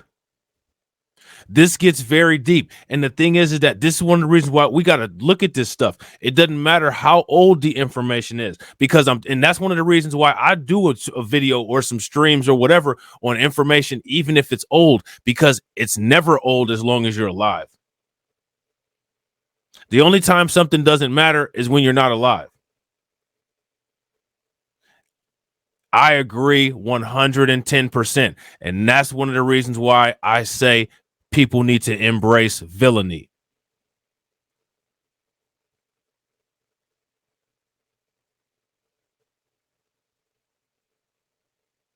People need to embrace villainy. There's no such thing as fighting fire with fire if you don't embrace villainy. You know what I'm saying? Telly says aristocracy and wealth are very tied. And to be a prominent aristocrat name, you need other names to not be as prominent. You know what I mean?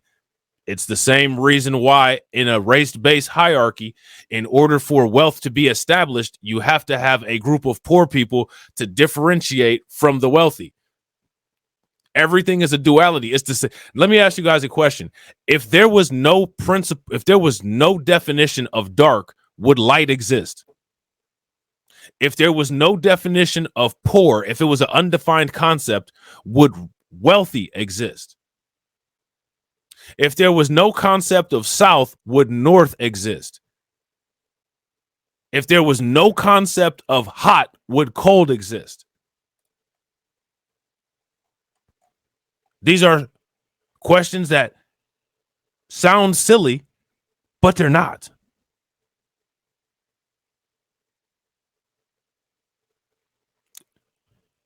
They're not. They're the building blocks of how we've been programmed to perceive reality.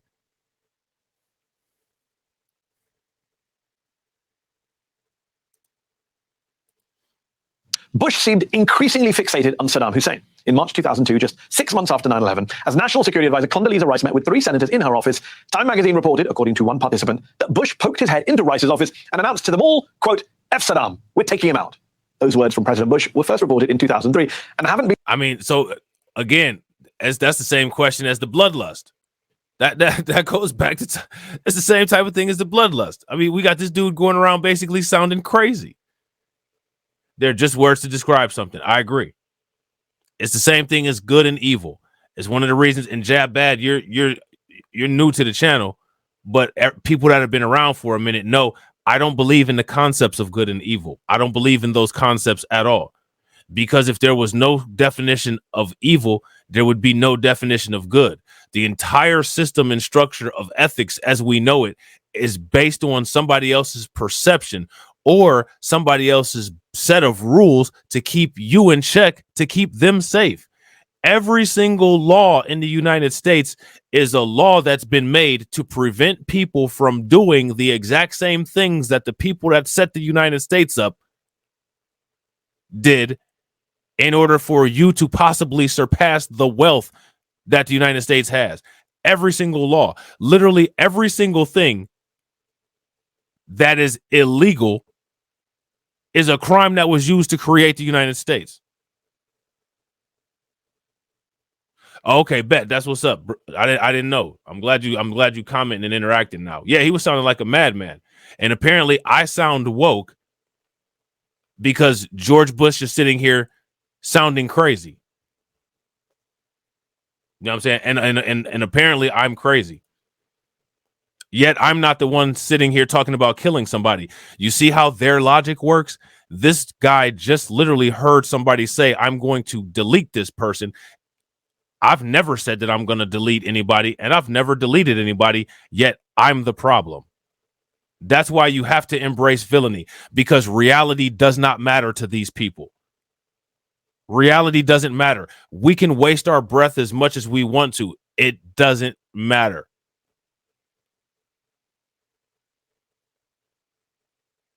It doesn't matter. We are dealing with beings that walk the planet that are in their own reality that's been created.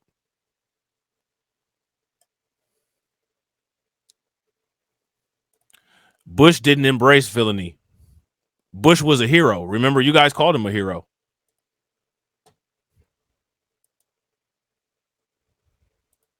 Bush seemed increasingly fixated on Saddam Hussein. In March 2002, just 6 months after 9/11, as National Security Advisor Condoleezza Rice met with 3 senators in her office, Time magazine reported, according to one participant, that Bush poked his head into Rice's office and announced to them all, quote, "F Saddam, we're taking him out."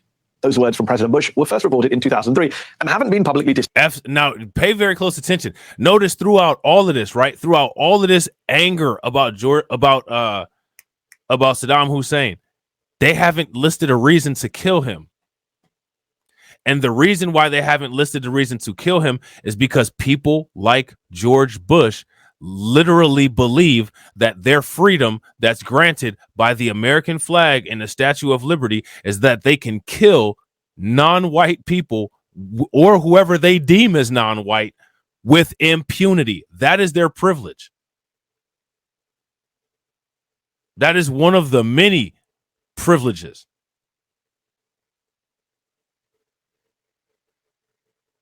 Right. Exactly, Telly. We don't rock with the Obamas over here. What that is a knee-jerk political paradoxical talking point. People who don't have three-dimensional thought processes.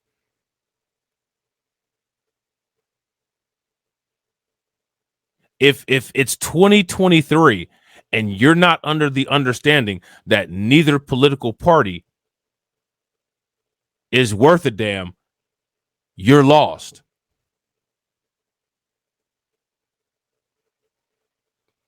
You're lost. Yeah, he do look like an android in that picture.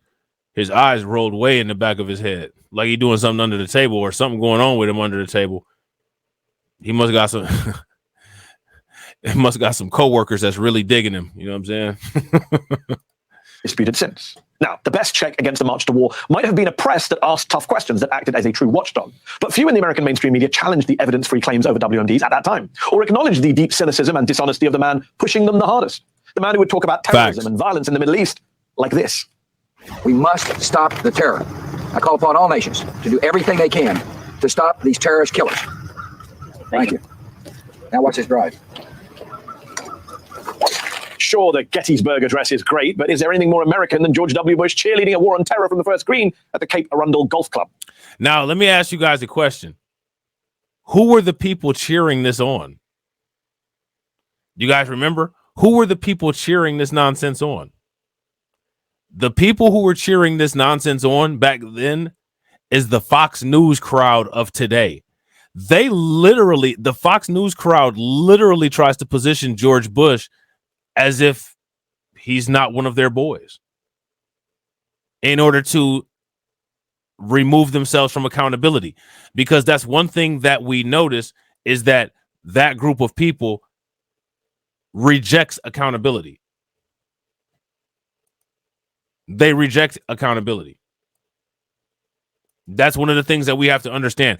If we're dealing with people that reject accountability, we can't deal with them using traditional methods. We can't deal with them with a traditional tone.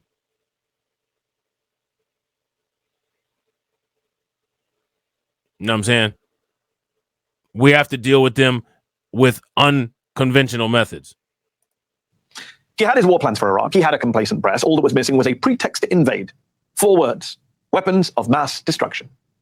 A massive stockpile of biological weapons. Anthrax and botulism toxin, and possibly smallpox. Biological weapons factories on wheels and on rails. BX and sarin and mustard gas. Attempts to acquire high-specification aluminum tubes. High-quality aluminum tubes. High-strength aluminum tubes suitable for nuclear weapons production. Nuclear weapons. We know he's out trying once again to produce nuclear weapons. We have solid evidence of the presence in Iraq of al-Qaeda members. Various terrorist groups, including the al-Qaeda organization. Al-Qaeda leaders have sought contacts in Iraq who could help them acquire weapons of mass destruction. Weapons of mass destruction. Weapons of mass destruction. We don't want the smoking gun to be a mushroom cloud. Facing clear evidence of peril. We cannot wait for the final proof. Guess what? There were no WMDs. We know that now, but the key fact here is that they should have known that then. They had almost no intel to suggest Saddam had actual WMDs, certainly not a massive stockpile, to quote Bush, or that Saddam played any role in 9/11 or had any working relationship with al-Qaeda. These were just wishes masquerading as evidence. And the most egregious example was the claim that Saddam was developing nuclear weapons. Take a moment and just listen to 16 crucial words that helped get the American public on board with going to war, the line that scared the bejesus out of them. The British government has learned that Saddam Hussein recently sought significant quantities of uranium from Africa. President Bush in his 2003 State of... So that's a good question, Deneen. Deneen says, do you think that Colin Powell was lied to? I don't think that Colin Powell was lied to. I honestly think that Colin Powell was just as corrupt as any of these other politicians. You guys, we look at what the Democrat politicians or any black politicians in office do today. If you ask me, none of them should be given a pass. Even if it seems like they may have been lied to, they need to be held to task until proven otherwise. If they're proven otherwise, then they're proven otherwise, and that's good. But if not, they have to be based on how they perform consistently across the board as a group. And consistently across the board as a group, they perform treacherous. So that's what they need to be treated like. You know what I'm saying? Again, until proven otherwise. Now, if they prove otherwise, then it wouldn't be fair to continue with that treatment. But the problem is that it's rarely proven otherwise. You know what I'm saying?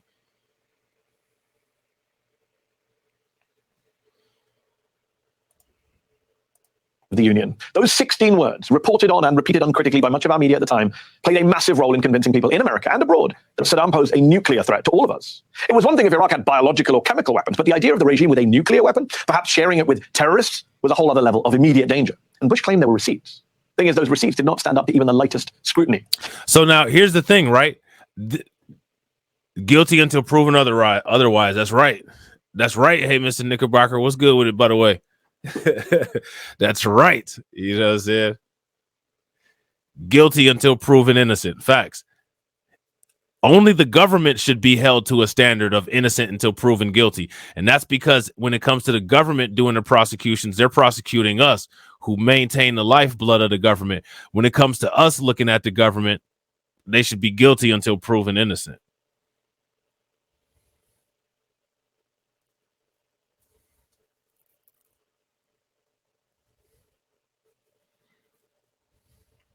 If you ask me. You know what I'm saying? That's if you ask me. But nobody asked me. You know what I'm saying? You know, I like to just throw my opinion around. I like to throw my opinion around, and if anybody catches it, well, that's great. You know what I'm saying? If not, maybe next time. You know what I'm saying?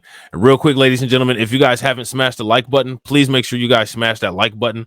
Also, if you guys have not hit the bell icon, make sure that you guys hit that bell icon twice. And also, please share the stream and make sure that you subscribe to my other social media. You know what I'm saying?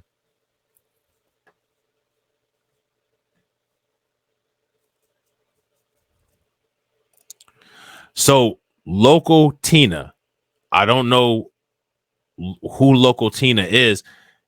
She's making a separation between herself and the majority of the people in the room. But she said, I never understood why you guys want to live with your enemy then. Here's my question. If we're going to use that logic, do you know that you would probably be considered our enemy? Yet you're here surrounded in this chat. I'm just saying. Yeah, Loca. That's what I said. That's how you pronounce Loca, right? Lo, like L-O and Ka, C-A, Tina, right? T-I-N-A. Right? It's not a lot of syllables there. Just saying. Am I supposed to rise and fall with the inappropriate capital letters or not? I'm just curious.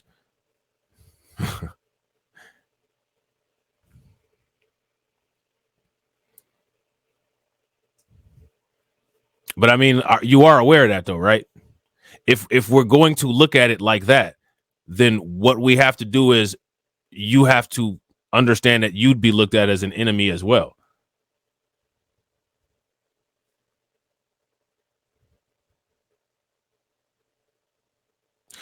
You're not serious, are you? I just want to make sure you got to be trolling.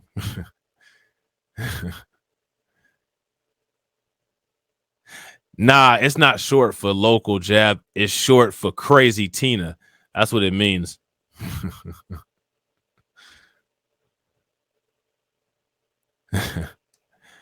Her name means crazy Tina.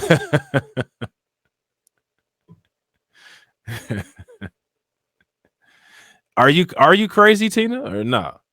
You know what I'm saying? Just curious.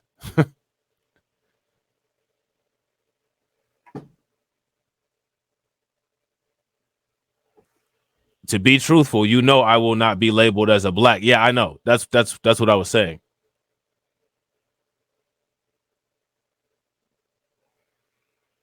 That's your cousin. Bronze in Bronze in this chat talking shit.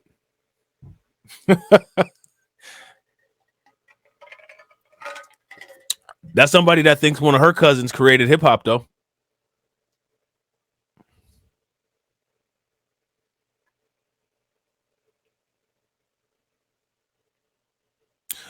Can I ask you a question?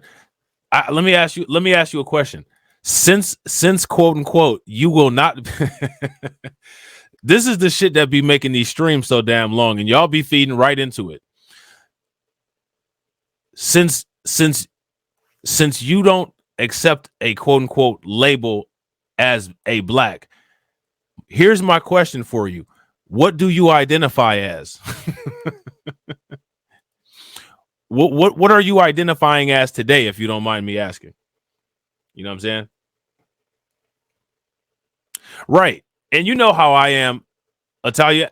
As far as I'm concerned, anybody can come, but be respectful and don't try to butt in and take over shit, because you're gonna get shut down real quick. Don't do that. If you want to listen, you know what I'm saying? If you want to add information to the conversation, you're more than welcome. You know what I'm saying?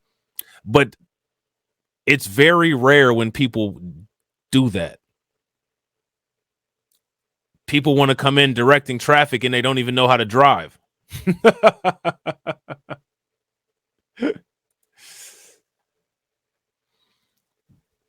Yeah, nobody, I don't know what impression she was under, but I didn't think that she was black. You know what I'm saying? She looked like old girl that interviewed Michael B. Jordan and said that Michael B. Jordan was corny. You know what I'm saying? Shout out to Tarek.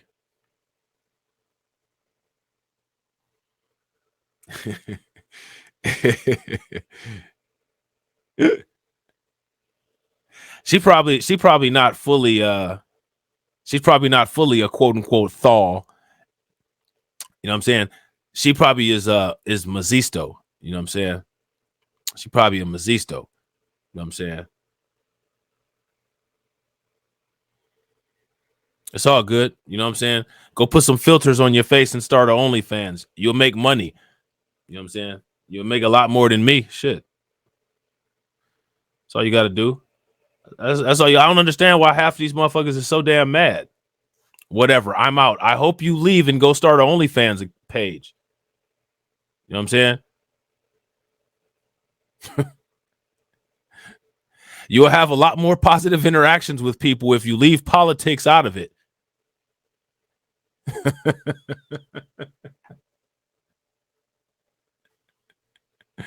Shit.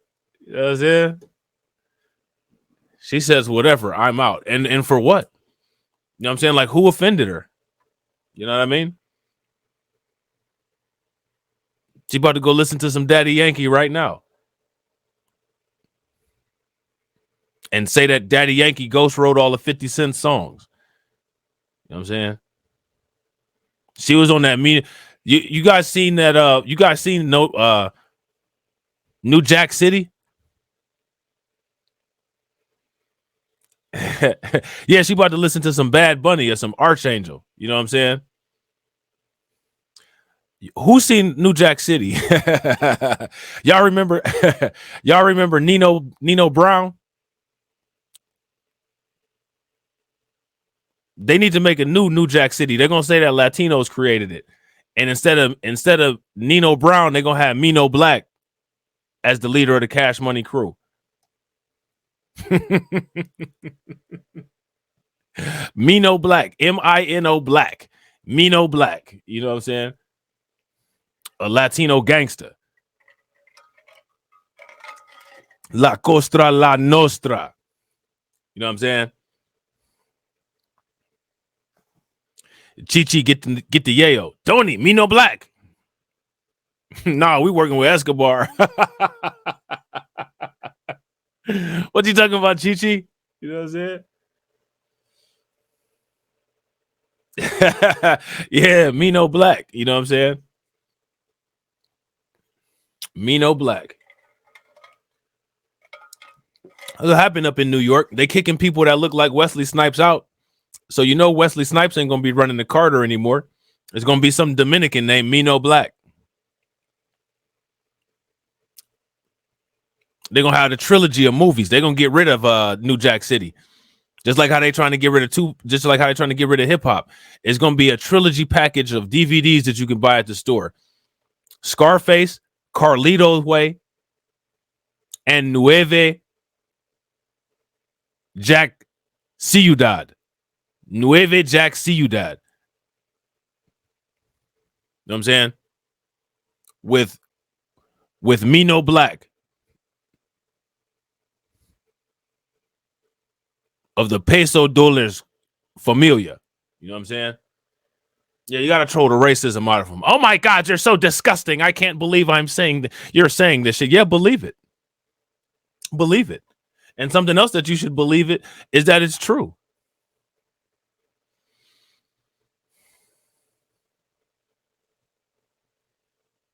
The DVD, Tarek said the DVD will be blood in, blood out. Now, I don't know what they do culturally, but she could use a tampon to help that.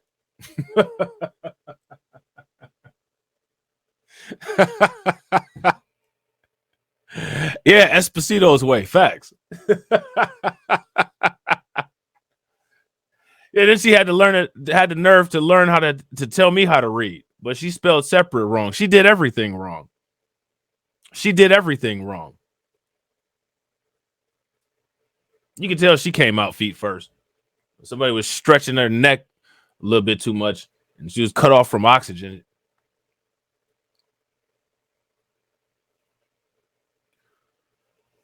It's like, Lord have mercy. I'm going to come in and tell you people something. That's great. You're going to come in and get told something. You know what I'm saying? But then we'll get mad. Oh, see, this is why I don't deal with people. See, like, they'll come in acting crazy, right? And then get roasted. And then go running back, licking their wounds. About, this is why I don't deal with those people. This is why I don't deal with those people. Yeah, because see, what you expect is you expect to come in talking crazy. And then when I flame broiled your motherfucking ass like an empanada, then your ass went underlay, mommy, EI. Uh-oh, I'm running right now. Like, get the fuck out of here. You know what I'm saying?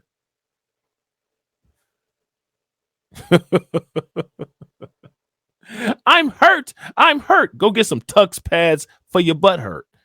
You know what I'm saying? Damn. Senorita. Berea Taco. Yeah. Dorito Taco Loco. You know what I'm saying? That's her cousin. Come on, man. Stop it. Nobody was even talking crazy. That's why I don't identify as black. Do you identify as a man? You know what I'm saying? Senorita Buenos Tardes. Yeah. Whatever the hell that means. You know what I'm saying? In 2001, the US received intelligence from Italy's government suggesting that Saddam Hussein had tried in the 1990s to buy yellow cake uranium powder from Niger. Yellow cake is used for nuclear energy production, but also for nuclear weapons. This intel was flimsy, to say the least. See, so now we're in the same situation. Isn't this literally the same propaganda that CNN literally just had up about Syria? Talking about Iran and the nuclear materials. Now they talking about yellow cake right here. Pay attention to this stuff. I'm telling you, it repeats. It's no different. Literally, they use the exact same playbook. They use the exact same playbook. Now, look, I'm going to tell y'all something. The majority of this live stream, the majority of this video has been, for the most part, strictly talking about these situations that have led to war and military actions, right? Yet, do you notice how the trolls, even when race isn't discussed, they'll come in talking about race? But yet and still, it's always those people that say, well, you people can't not bring up race. Yet those are the people that made laws, the only people that ever made laws with race included in the laws.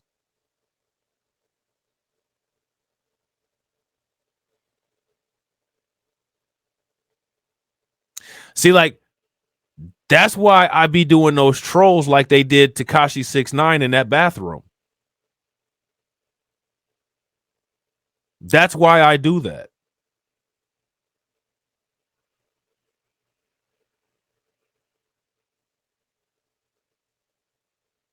You know what I'm saying? That is one of the reasons why I do that. That's that kind of shit that you got. Like after you beat somebody up, when you get done, when you walk away, you supposed to push somebody that's right there that's not even involved. Like just to let everybody know that anybody can get it. That's how you're supposed to get down. You know what I'm saying? Like after somebody laying there on the ground leaking and you get done and you walking away from the fight and it's a crowd around, you push somebody else out of the way, even if they ain't even involved. That's right. Get out the way.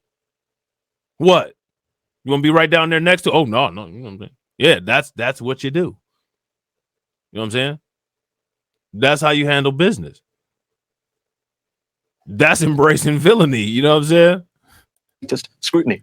In 2001, the US received intelligence from Italy's government suggesting that Saddam Hussein had tried in the 1990s to buy yellow cake uranium powder from Niger. Yellow cake is used for nuclear energy production, but also for nuclear weapons. This intel was flimsy, to say the least. It wasn't corroborated. And the idea that Iraq would buy 500 tons of this uranium without the ability to process it was pretty absurd. But nonetheless, the White House wanted any information to prove that Iraq had looked to buy yellow cake uranium. So just months after 9/11, the CIA sent someone to Niger to check it out. They sent the former US ambassador to that country, Joseph Wilson. He had plenty of contacts and would surely be able to see if there was any trace. So now look at this. Now they said that they got uranium from Africa. They said that they got the uranium that they have from Africa. So I want you guys to pay attention to what's going on here. What's going on here is that the United States government is literally, this is not a exaggeration. They are literally manufacturing information. And based on their manufacture of information, coming up with false narratives. Do you guys see this, right? Yellow cake. I know it's like cake soap. You know what I'm saying? Of such a sale. When Wilson got back to the US, he told the CIA he could find no evidence that Iraq had tried to buy yellow cake uranium powder. And the CIA warned the White House, don't say that they did in Bush's speech. The US intelligence didn't support it. So what then do you do if you're the Bush White House and your intel services won't confirm the story you want to tell? Well, the Bush White House found a workaround. Let's play those 16 words again, but this time pay close attention to. So, like, the thing that's interesting about this, right, is that if you listen to black media, the way that this story is being manufactured is literally the way that everybody in the black media says that the white media manufactures nonsensical lies and then just simply repeats them until they sink in. I want you guys to see that. If you guys see that dynamic going on here, give me a thumbs up. If you guys don't see that dynamic going on here, give me a thumbs down. And real quick, ladies and gentlemen, if you guys have not smashed that like button, please make sure you guys take a moment, smash that like button. Also, if you guys have not hit that bell icon, make sure that you guys hit that bell icon twice, and please share the stream to your social media. The source of that intelligence on Iraq and uranium. The British government has learned that Saddam Hussein recently sought significant quantities of uranium from Africa. The British government. You see that? Now, he said that the British government confirmed that Iran sought quantities of uranium from Africa. You guys see that? Remember, the British government wanted to get down in this war with them.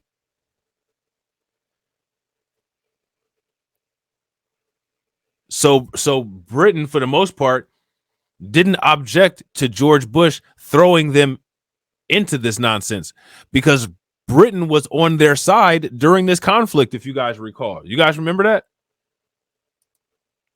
White House and your intel services won't confirm the story you want to tell. Well, the Bush White House found a workaround. Let's play those 16 words again, but this time pay close attention to the source of that intelligence on Iraq and uranium. The British government has learned that Saddam Hussein recently sought significant quantities of uranium from Africa. The British government has learned. Yeah, Bush. Look at how they just tell these bold-faced lies, man. Do you see that? Now, let me ask you guys a question. Based on we've been live now, right? We've been live for 2 hours and 14 minutes. Here's my question for you.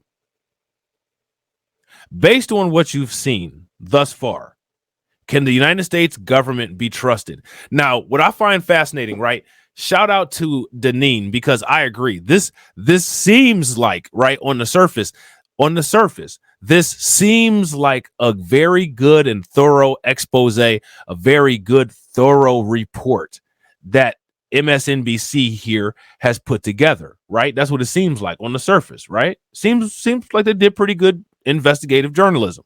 That's what it seems like, right? Here's the question. Who was it that helped George Bush spread his message of lies? Who helped him spread it? Let me know in the comment section who helped be the propaganda wing for the war against Iraq. Because George Bush didn't just say it into a loudspeaker and he was so loud that everybody heard it. That's not what happened. Who helped him spread that lie? Who helped him spread that message? Yeah, facts, DJ Elmo. Big facts. Let's not forget Operation Paperclip. They literally, in Operation Paperclip, did the literal exact same thing as the Soviet Union did. Yet try to act like the Soviet Union is so much different than the United States.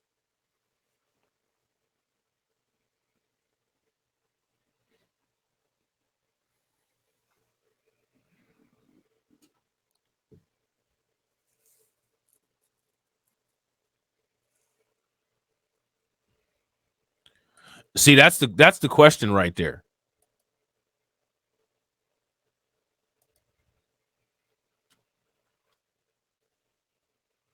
Who was it that operated like the marketing department or the United States government in order to get this message across? You see, that's important. That's extremely important. Because without them, that message wouldn't have reached the masses. The very people giving you this message today, the mainstream media, the media. And let me ask you guys a question. In this report, have you heard the journalist or have you heard the news anchor hold the media accountable one time? Have you heard him hold them accountable at all? If you guys have, give me a thumbs up. If you haven't, give me a thumbs down or an angry face. Cited another country's unproven intelligence and acted like US intelligence experts hadn't already debunked it. You can imagine Joe Wilson's surprise when he heard that speech in January 2003, almost a year after his trip to Niger. You actually don't have to imagine. Wilson wrote a New York Times op-ed shortly after the Iraq invasion. Quote, if my information was deemed inaccurate, I understand, though I would be very interested to know why. If, however, the information was ignored because it did not fit certain preconceptions about Iraq, then a legitimate argument can be made that we went to war under false pretenses. But it wasn't just Wilson's revelations that shook the public. Bush's case for war had already begun to crumble even before the first bomb dropped. In early March 2003, the head of the International Atomic Energy Agency told the United Nations that the documents which appeared to show Niger's government selling uranium to Iraq were actually forgeries. Over the next year, the Bush administration's... How many people were aware of that? He doing the duck lips in that picture right there.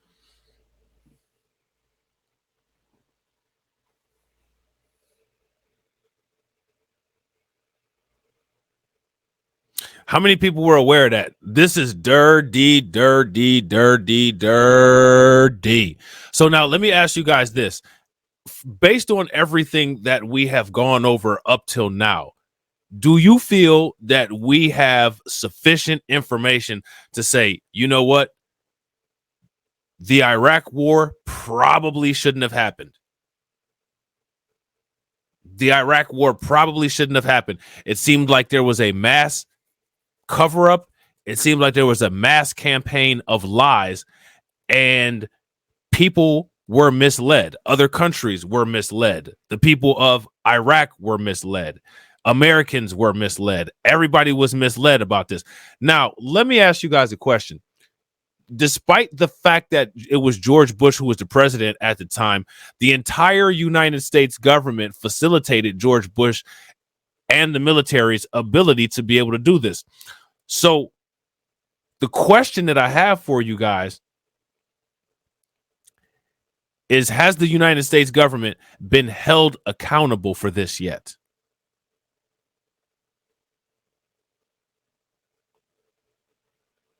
And the question is, if the United States hasn't been held accountable for this, then what's the point of this article? What is the point of this little video documentary that they've done. We're going to have fake outrage about it, but we're not going to do anything about it.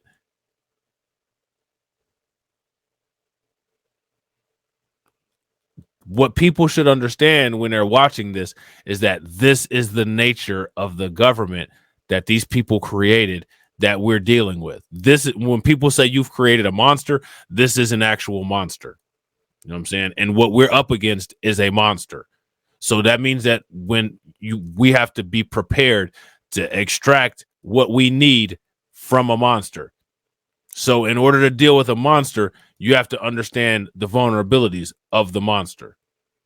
Shook the public. Bush's case for war had already begun to crumble even before the first bomb dropped. In early March 2003, the head of the International Atomic Energy Agency told the United Nations that the documents which appeared to show Niger's government selling uranium to Iraq were actually forgeries. Over the next year, the Bush administration's claims about nuclear weapons, aluminum tubes, chemical weapons, mobile biolabs, all fell apart. The sourcing was a joke. The CIA wasn't on board. Meanwhile, remember, but the media doesn't do this. So now let's have a little personal accountability. This was the same media that was manufacturing all of those crimes back in those days, right? So now when it comes to the all-American crowd, the all-American crowd believes everything that they see in the media,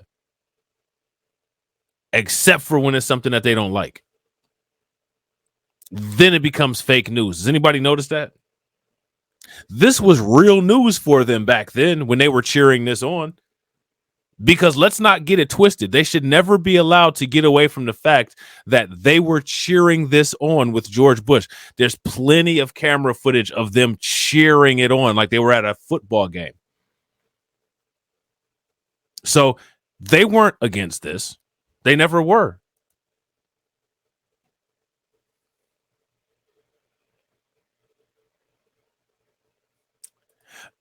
Deneen says, I think the play is uncovering the bad deeds is the punishment. Let me ask you guys something. Based on what we see here, with all of the information that was manipulated from the intelligence, from the CIA and all of that, is George Bush at the least worthy of being investigated? At the least. At the least, should there be some kind of investigation around the events and intelligence that led to the decision to invade Iraq? If you guys think so, give me a thumbs up. If you guys don't think so, give me a thumbs down. There's an insurgency in Iraq. The body count is mounting. The WMDs aren't there.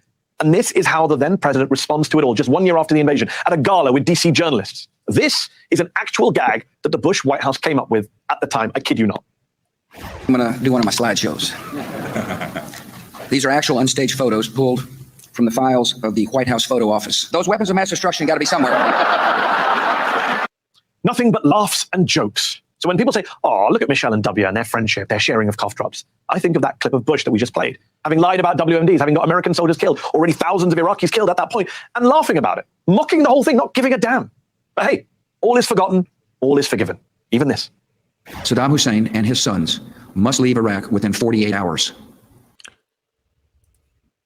When 9/11 happened, a lot of Americans joined the military to quote unquote fight the bad guys. And after they already created mass destruction, then they turn around and act fake outrage when they find out that questionable and shady information has come up and those events should be questioned and investigated. And then they want to act like it's somebody else's fault. That's nobody's fault but theirs. And I'm sorry, I'm not trying to be funny, but they don't deserve any sympathy. They deserve all the scrutiny. You know what I'm saying? DJ Elmo says, you cannot forget that Tony Blair, who was the prime minister of the UK at the time, joining forces with Bush. Yeah, facts. Super facts. The UK was definitely allied with the United States in this nonsense. Exactly, Italia. There's nothing forgotten on the web. The internet is like a giant gold mine of information, and sometimes everything isn't together the way that you need it to be, but you're able to find it and piece it together. And once you piece it together, then you found the treasure. You know what I'm saying? Their refusal to do so will result in military conflict, commenced at a time of our choosing. For George W. Bush, the war was a story he thought he could spin, a story with a definite beginning and a definite end. He chose the beginning.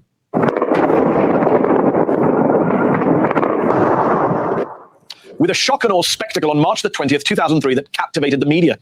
And so look at this. We have a typical tactic going on here.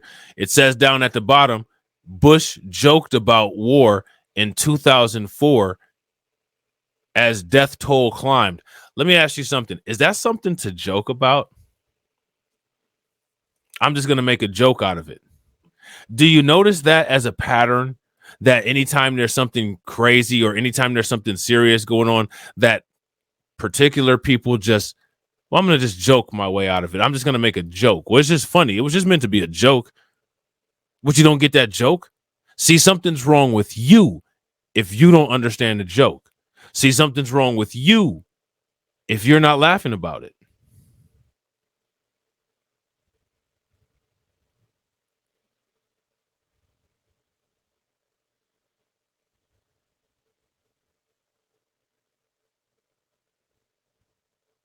Pay very close attention to that. he even tried to choose when it would end, just 43 days later, with him in a flight suit swaggering onto the deck of an aircraft carrier, framed by cheering troops and a banner reading "Mission Accomplished." But Bush knew it wasn't over. So with cheering troops, like I said, they were cheering it on. They were cheering it on, like they always do. With a shock and awe spectacle on March the 20th, 2003 that captivated the media. And he even tried to choose when it would end, just 43 days later, with him in a flight suit swaggering onto the deck of an aircraft carrier, framed by cheering troops and a banner reading "Mission Accomplished."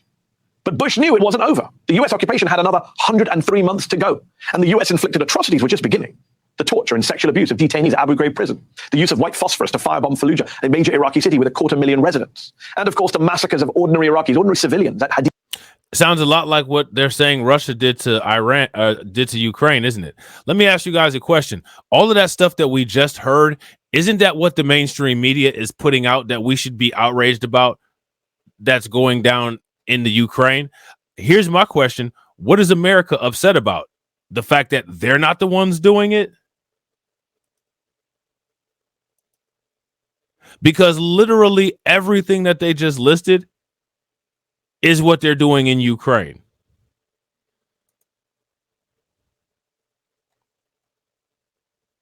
That's literally what's going on in Ukraine. You know what I'm saying?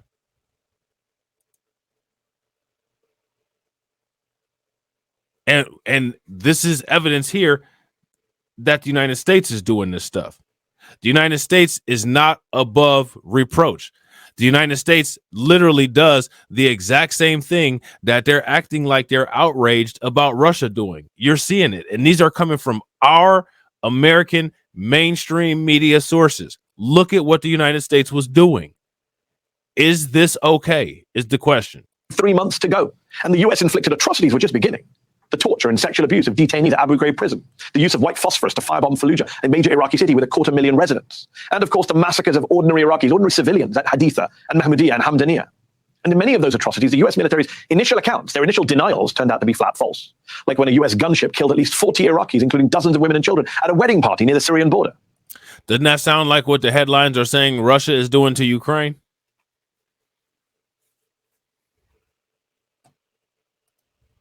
That sounds exactly like what the headlines are saying that Russia is doing to Ukraine. So now my thing is, if Russia is supposed to be held to task for this, if Russia is supposed to be held accountable, if an arrest warrant has been issued for Vladimir Putin, again, the question that I have that I'd like everybody to answer is, what is the American accountability for this? Has there been any? Will there be any? Top coalition military officials are not disputing the number of dead, but are suggesting these pictures may have been staged and don't match the facts on the ground. Senior Pentagon officials tell NBC News that a Spectre gunship like this one did launch an attack today. We're already dealing with fake news. Did you guys hear it? The pictures were staged. Initial accounts, their initial denials, turned out to be flat false. Like when a US gunship killed at least 40 Iraqis, including dozens of women and children, at a wedding party near the Syrian border. Top coalition military officials are not disputing the number of dead, but are suggesting these pictures may have been staged. So now what's to say that the pictures that we're looking at now and the things that we're currently involved in shouldn't be placed under the same scrutiny.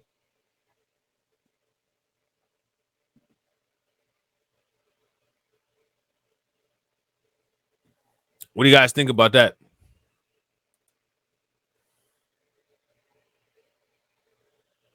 Let me ask you guys a question. Why would they stage anything?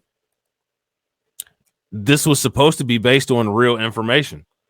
Why the need to stage anything? And real quick, ladies and gentlemen, if you guys haven't smashed the like button, y'all already know what to do. Smash that like button. If you're not subscribed to the channel, don't be scared. Hit that bell icon twice. And also make sure that you subscribe to my backup channels and my other social media. And don't match the facts on the ground. Senior Pentagon officials tell NBC News that a Spectre gunship like this one did launch an attack today, not on a wedding party, but on insurgents. And we are satisfied at this point that the intelligence that was there was validated by what we found on the ground. Yeah, I know all about Marshall Island, DJ Elmo. I actually want to go to Marshall Island one of these days because since it's been cleared of radiation, that place is actually like amazing looking. You know what I'm saying? Yeah, America did nuclear testing in Greenland as well, if I'm not mistaken. They've messed up so much natural terrain. You was 15 during that time, Torian? See, a lot of people, you know, were really young during this time.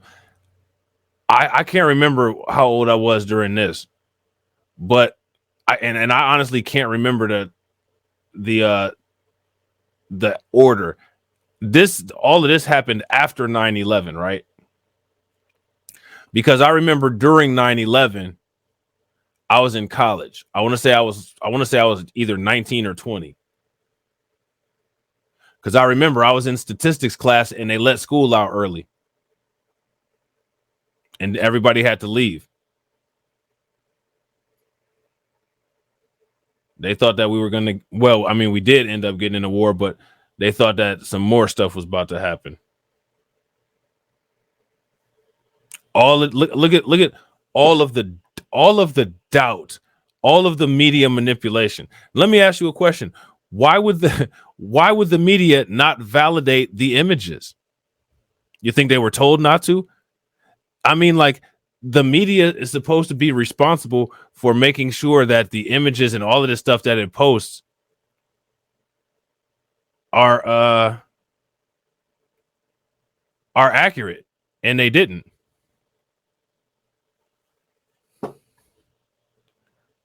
You say the radiation is still there? I believe it. A lot of the locals have cancer. Now, here's the question for you, DJ Elmo. What's the United States doing to fix that situation? Probably nothing. They paying any medical bills? They doing anything? The United States government is responsible for a lot of people across the world getting cancer as a result of military action. It's just don't even get me started. A lot of the stuff that goes on that the United States does that doesn't get reported or that's not very popular is some of the most foul stuff in the entire world. It's foul. You know what I'm saying? Nothing. So the United States has a consistent pattern of not making things right once it did something. That's something people should keep in the back of their heads. You know what I'm saying? And it was not that there was a wedding party going on. Even after video evidence and eyewitness testimony basically destroyed the entire US military narrative, the Pentagon refused to apologize. So just what are the effects on a country of invasion and... What was that? Wedding party, but on insurgents. And we are satisfied at this point that the intelligence that led us there was validated by what we found on the ground. And it was not that there was a wedding party going on. Even after video evidence and eyewitness testimony basically destroyed the entire US military narrative, the Pentagon refused to apologize. So just what are the effects? The Pentagon refused to apologize.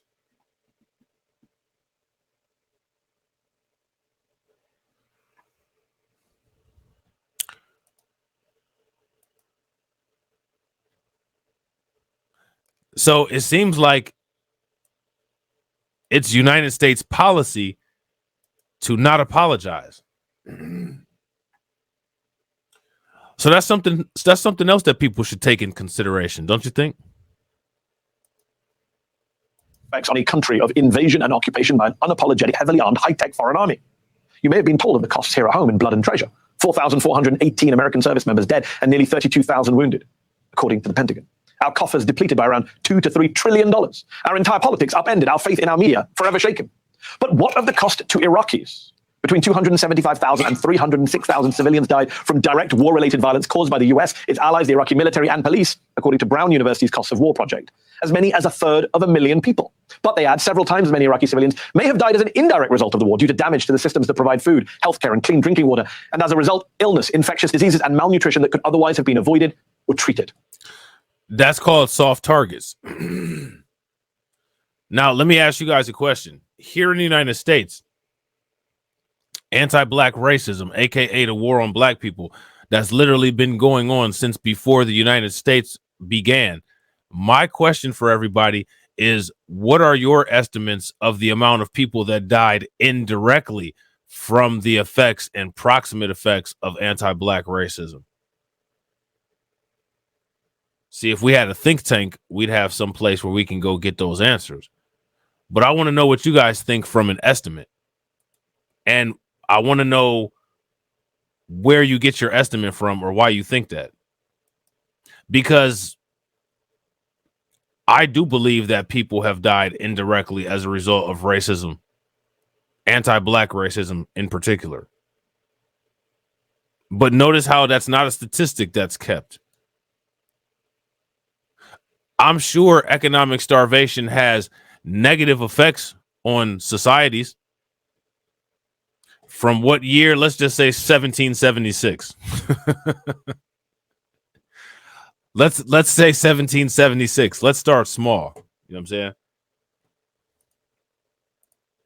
Shockingly, according to reporting by Al Jazeera based on Iraqi government data, childhood cancers increased 12-fold in the 6 years after the US assault on Fallujah, which involved the use of white phosphorus and depleted uranium weapons. And now, why would the childhood cancer increase? What is the United States doing to make to help these kids? You know, when it comes to the right-wing politicians, they seem to care about the kids so much. Let me ask you guys a question. What's more dangerous, nuclear weapons or critical race theory?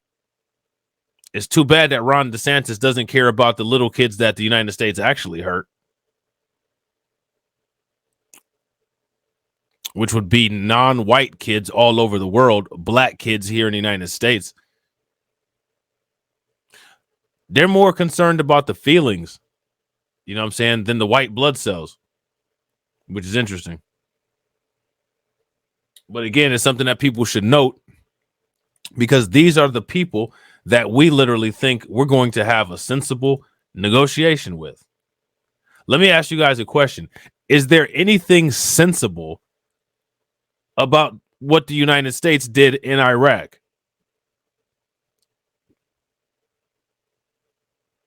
And the reason why they did it is because they could.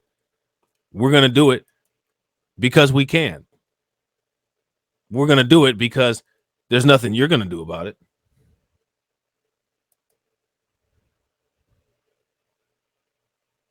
I'm going to do this because I feel like it. I feel like Saddam Hussein was trying to kill my daddy. I feel angered by Saddam Hussein.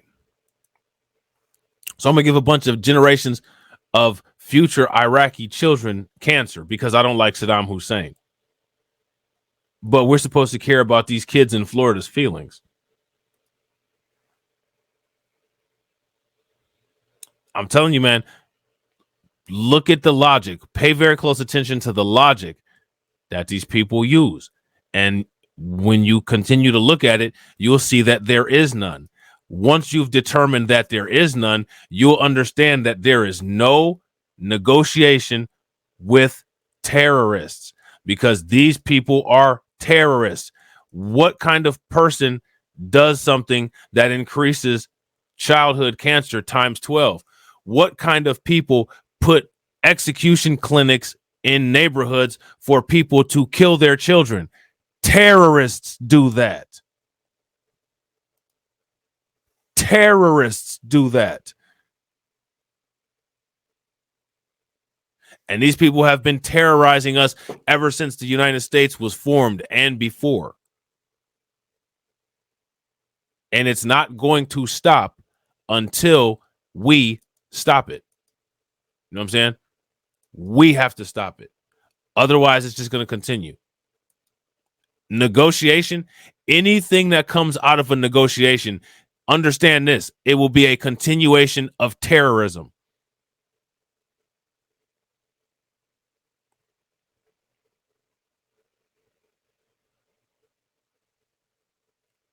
Which is one of the reasons why you don't negotiate with terrorists.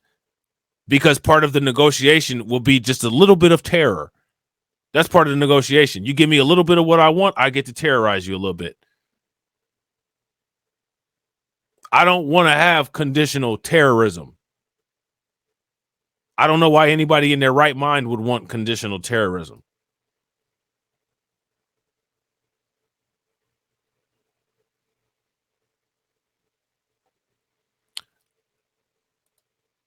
I want comfort that this is gone. That's what I want. You know what I'm saying?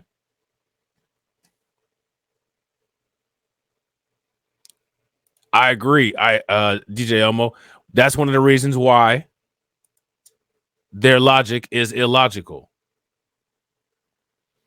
That's why.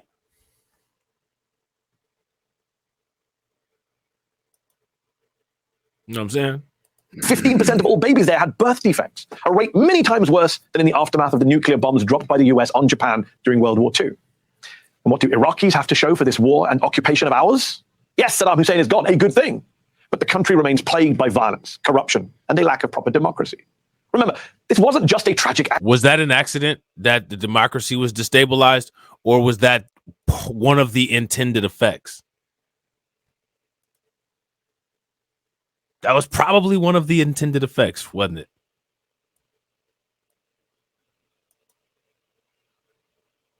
Probably one of the intended effects. You know what I'm saying?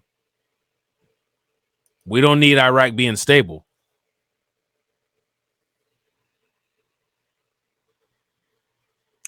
You know they're going to say, we didn't make you go to those clinics. Just like they'll say, well, you know, we didn't cause the war. All of this is to blame on Saddam Hussein. And that's why we had to get him out of here, because he would put his people at risk.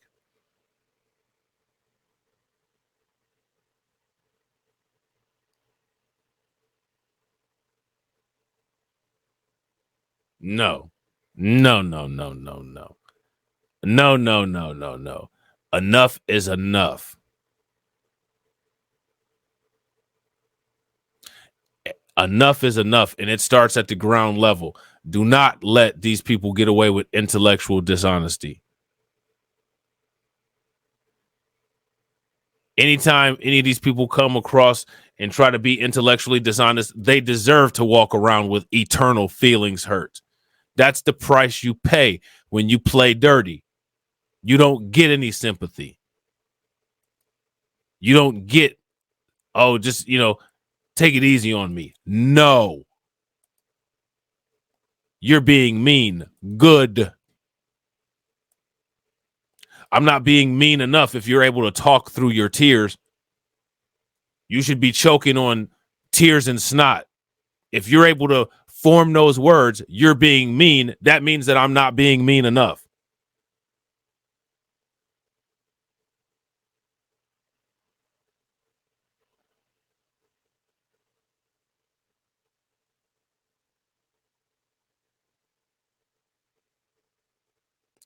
Well, I'm sensitive. Well, when you're sensitive, that just means that things hurt worse.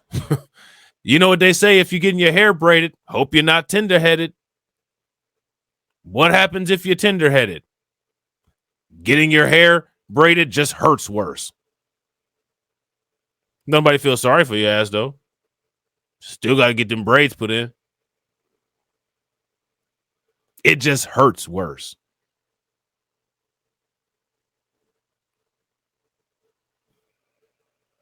See, all of the illusionary protective mechanisms need to be completely removed. See, like there's a real world out there, and what it is like everybody else is constantly bombarded with full radiation, right? But WS provides a radiation barrier for certain sectors of society. So the effects of the real world aren't as harmful to some people as other people. Nah. No. We're poking holes in those radiation suits. That shit is done. Those days are over. But it hurts. Welcome to my world. And you know what they say. Misery loves company. And we've been lonely for a long time. You know what I'm saying? Accident. It was a crime, an illegal war built on blatant lies and waged so brutally by George W. Bush, the commander-in-chief. A war which caused chaos in the region and in the wider world. A war whose perpetrators have never faced any consequences. And again, one man in particular. Man, them shoes them was some shoes of fury. Did y'all see that? On blatant lies and waged so brutally by George W. Bush, the commander-in-chief. A war which caused chaos in the region and in the wider world. A war whose perpetrators have never faced any consequences. And again, one man in particular. It's time for... Man, I forgot I had this on 1X. I was like, man, that dude had like some Terminator speed with throwing them shoes, but I forgot that I had put the I forgot that I had put this video on 1X, so it would be copyright protected. Like, dang, that dude had like crazy. I hope he on the dart team. You know what I'm saying? If old boy was on the dart team, man, he'd be throwing them bullseyes like it wasn't nothing with his eyes closed. He was moving like Neo and Morpheus when they was fighting. Look at this. Let's look at it again real quick. We got to get an instant replay on this because it's not every day that you get to watch the president get an object thrown at him like they deserve. And what do Iraqis have to show for this war and occupation of ours? Yes, Saddam Hussein has got a good thing, but the country remains plagued by violence, corruption, and a lack of proper democracy.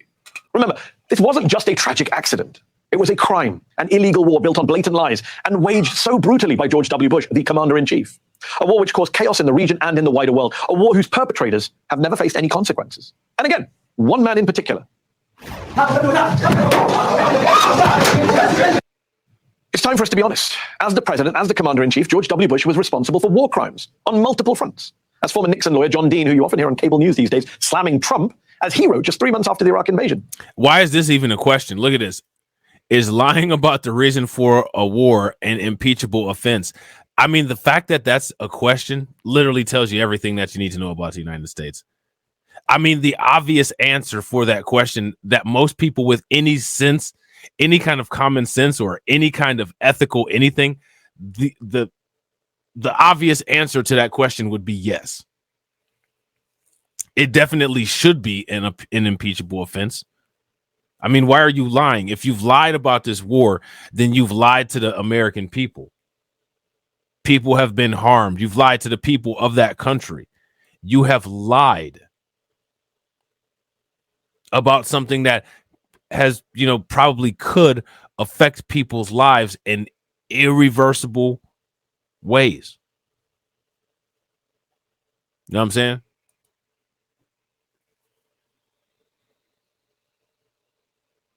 Let me ask you guys a question. If a president is caught lying about circumstances leading to a war or an invasion or any military action, should that be an impeachable offense? If it should be, give me a thumbs up in the comment section. If it shouldn't be, give me a thumbs down. Why wasn't George Bush impeached for this? The only thing that I can think of why he wasn't impeached for this is because there's written in protection for government, for the president to not be impeached based on any decision regarding war. That is the only reason that I can think of that George Bush would not have been impeached for this. That's the question that I got for you guys. Why wasn't he impeached? This is the first potential scandal I have seen that could make Watergate pale by comparison. Manipulation or deliberate misuse of national security intelligence data, if proven, could be a high crime under the Constitution's impeachment clause. Does that sound like a politician that can be trusted? Does that sound like a government that can be trusted?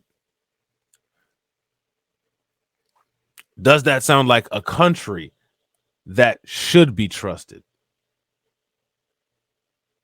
So if you ask me, those are important questions that people need to constantly be asking. People need to constantly be having these discussions. People need to constantly be bringing this stuff up when it comes time for elections. 2024. Are you going to put the United States in a situation like this again?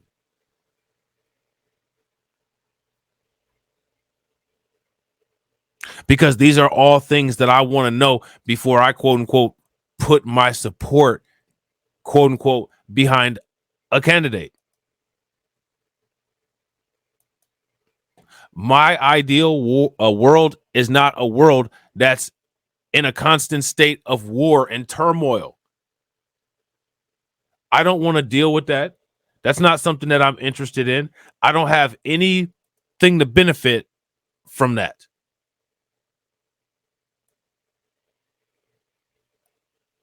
I don't think that anybody does.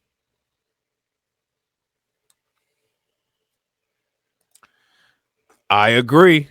America is a corporation, and presidents have impunity under the corporation for war crimes. And clearly, whether that is true by estimate or whether it's true by policy, what the evidence shows is that everything that we just watched is something that has not affected George Bush post-presidency, which it should have. It would also be a violation of federal criminal law. And that's just domestic high crimes and misdemeanors. The Bush administration misled the world. And when the United Nations refused to back Bush's unprovoked war of aggression, he launched it anyway. Back in 2004, the leader of the United Nations at the time, the then Secretary General Kofi Annan, left no doubt as to what that meant. Now the UN Secretary General has made his strongest statement yet, denouncing the war. It's not in conformity with the UN Charter. From our point of view and from the Charter point of view, it was illegal. He wasn't alone. An independent inquiry by the Dutch government in 2010 also concluded that the invasion was an illegal violation of UN Security Council resolutions, the UN Charter, led by the US. And that's just a decision to go to war. Prominent human rights groups have said Bush and his allies should have been held to account for all of the torture and alleged war crimes and crimes against humanity that occurred inside of Iraq on his watch. Literally the same thing that we're acting like we're outraged that Russia is allegedly doing to Ukraine. So now that we're revisiting this, what's the excuse for this? Are we going to sit here and say that the war in Iraq didn't affect anybody that's alive today?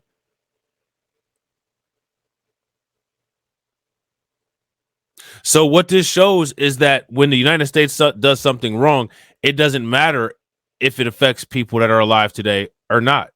Because anything that the United States has done to anybody since the United States is still around is continuously affecting people that are alive today. Oh, get over it.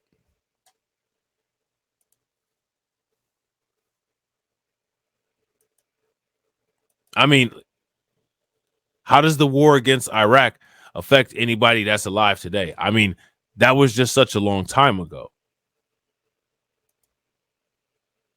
Shout out to the answer. What's good with it, bro? Right? Like that was such a long time ago. Let's just move past it. Listen, I'm going to tell you guys something. Let me ask you guys a question. How many adosos have gone to jail for terrorism, acts of terrorism against foundational Black Americans? How many adosos? How many slave owners? How many slave owner families? They still prosecuting people for World War II criminal crimes. But no adosos have ever faced any consequences of anti-Black racism and slavery. No, all of those adosos that contributed to Jim Crow laws, they should be prosecuted as well. as well as their political party, decertified from being able to participate in American politics because they're a terroristic organization. None of that has happened. It'll never happen unless we do it. The United States has no consciousness and no soul. And the only way to deal with a force that has no consciousness and no soul is for you to operate when dealing with that individual as if you have no conscience or no soul. There is no such thing as moral high ground. There's only winning. That is it. That's the kind of mentality that they're on.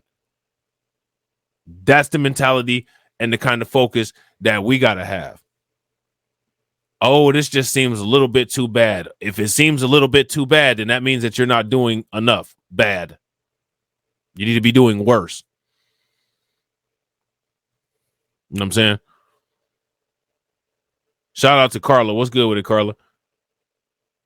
Yeah, DJ Elmo, big facts. The babies born in Iraq are sadly deformed due to radiation. And here's the question: what's the United States doing about it? Well, how does that affect anybody that's alive today? And I mean, it's not really our fault because it was Saddam Hussein who decided to engage the United States militarily. I mean, you know how the Mayo speak goes. You can literally come up with your own Mayo argument for any kind of situation where accountability needs to be blame shifted. You can come up with a Mayo argument for anything.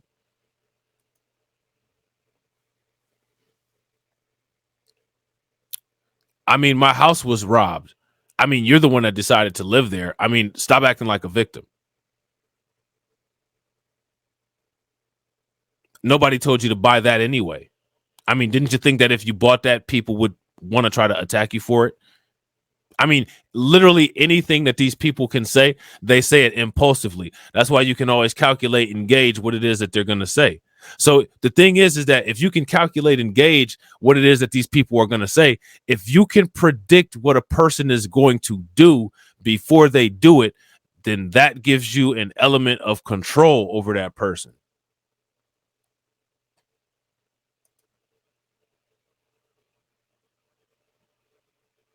That's one of the reasons why they use the tactics that they use when it comes to their war against us. Psychology, symbolism, trauma. They know that people, they know that people who have dealt with trauma respond to emotional stimuli in a different way than people who have been exposed to less trauma. That's one of the reasons why they attempt to use trauma-based communication with us in order to be able to perceive an expected response. Everything is based on an expected response. The way that you take control over this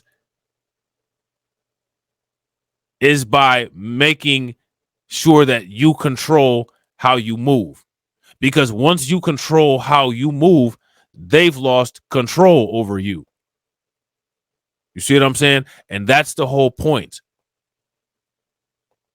See, that's the strategy when it comes down to anything. That's one of the reasons why sports teams run plays.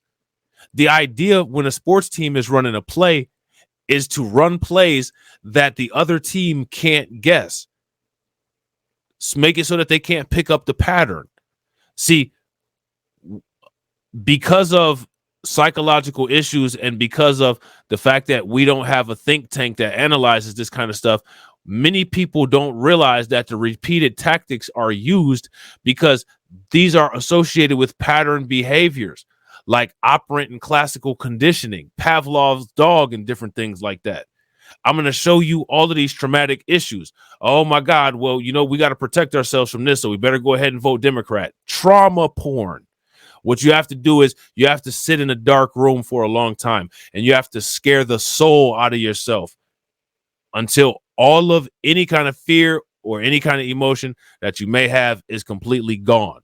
And then when you come out of that room, you'll come out of that room a new person that'll be impervious to any kind of mind games, because that's all communication is a mind game. You know what I'm saying? Real quick, ladies and gentlemen, make sure you guys show some love. Throw some radiation emoji in the chat for Val, who has helped the stream out. with a $5 super chat. She says, peace and blessings, Rob and BLR family. Peace and blessings, Val. Good to have you here.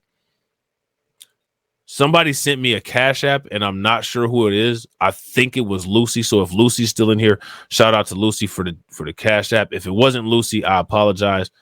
I'm not sure who it is because I don't recognize the person's name, and I don't want to, breach anybody's privacy inadvertently. You know what I'm saying? Yeah. Tarek says, just like Officer Valentino with her anti-black racism, the little black boy shot the bird at me. So that's the excuse why I was racist to him. Right. When your alleged contract that you have with society says that you're always supposed to be the one using the ethics on the side of good.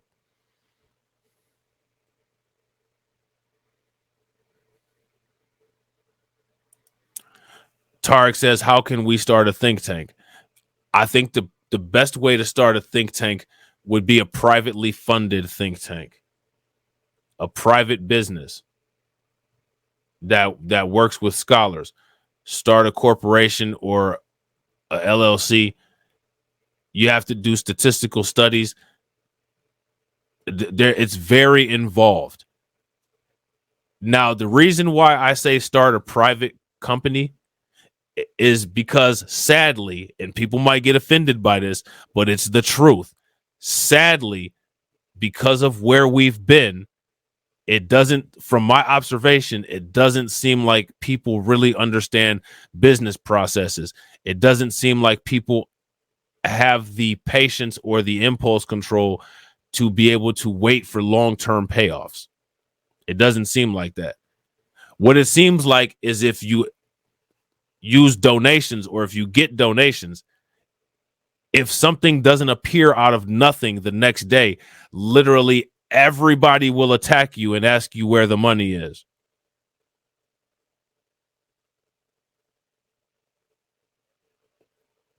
So to bypass that irritation and just to be honest about the way that we know that the majority of people are, it's best to not even deal with them and privately fund your own business.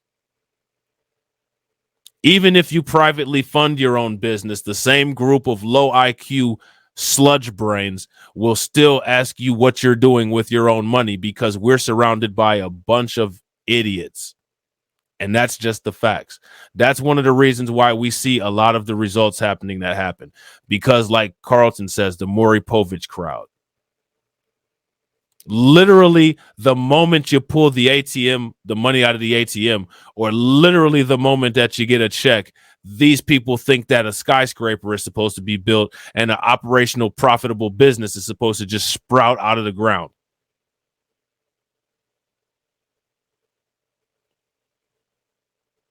Like a lot of things that we tend to expect, that's not reality. And to circumvent dealing with a lot of these idiots amongst us that are out of touch with reality, it's best to do things on your own with as little help or involvement from others as you possibly can. There will be people making YouTube videos about you. Where's the money, nigga? You said that you were going to do this. Don't even say that you're going to make a think tank. Don't ever even say any of your plans out loud or on social media ever. I could have all kinds of plans. People wouldn't know until the results were shown. And the reason why is because the group of people that we're attempting to help are a group of people that are not capable of appreciation.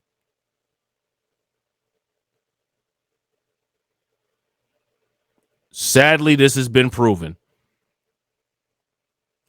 which is okay because all conditions are temporary conditions. Those are things that can be changed. But it's just the reality. I get $1. I donated everything. I'm the reason why you got that. Really? This project cost me $7 million and I'm a scammer because you bought me enough money to chew a piece of gum while I was signing a goddamn contract and I owe you all of my success. Get the fuck out of here. Go jump into a trash incinerator because that's exactly where you belong. You know what I'm saying? We literally got to deal with that. We watch it every day on YouTube. People don't care about maintaining a business. They don't care about maintaining a level of professionalism before you get out into the world, because the reality of things is, as closed circuit as people want to be, if you want to have a successful business, the reality is you're going to at some point have to confront, deal with, and do business with other groups of people. That is just a reality that people have to suck up and deal with, because the world is correct and the world doesn't work around you. You have to work around the world. And on the world, there are other people on it. And that's just it. You know what I'm saying? It is what it is. I want to do business with only black people. Too goddamn bad. We don't live on a black planet. This ain't X Clan. If you want to lead the market, if you want to be the market dominant, then you have to dominate the market. And that doesn't mean dominate the market and not sell products to anybody else. It means take over the entire market and service the entire market. That's just it. People can pout or people can deal with it. You know what I'm saying? But the problem is that you never get to have a reputation, because literally the moment you start doing a business, scabby crackhead descendants will come and sit around and talk shit about your business, and your reputation will be tarnished before you're even able to service new and greater markets. Whose fault is that? You know what I'm saying? Who did that? I mean, you've exhausted and met your growth in a black market. You say you want to expand and work with Asian markets, or you want to work with, Latino markets, or you want to work with European markets. You know what I'm saying? Well, I kind of heard some reviews about your business, and, people have said that your business is shitty. My ISO scores, you know what I'm saying? Like I have top quality ISO scores. What do you mean my business is shitty? Well, you have some fucking half lobe of a brain crackhead running around making YouTube videos about you and shit, talking about where's the money, because they have the IQ of a fucking ant.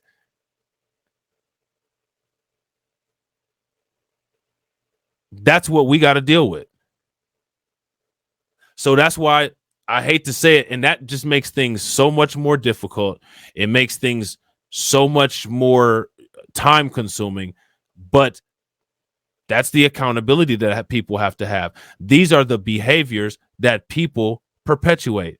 And because these people perpetuate behaviors that make it hard for us to do our own business, that's the way we got to do business until people decide to not have liquefied mucus for brains. Know what I'm saying? That's just the reality of it.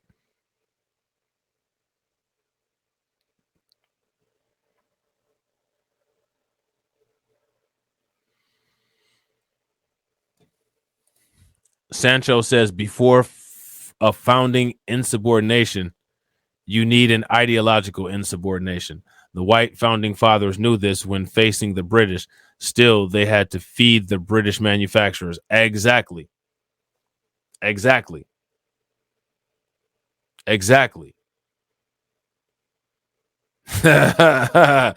Burning bush. Make sure you guys check out Monday's Reacts podcast. We're going to find out if MTR found out if Just Pearly Things was dealing with a burning bush. You know what I'm saying?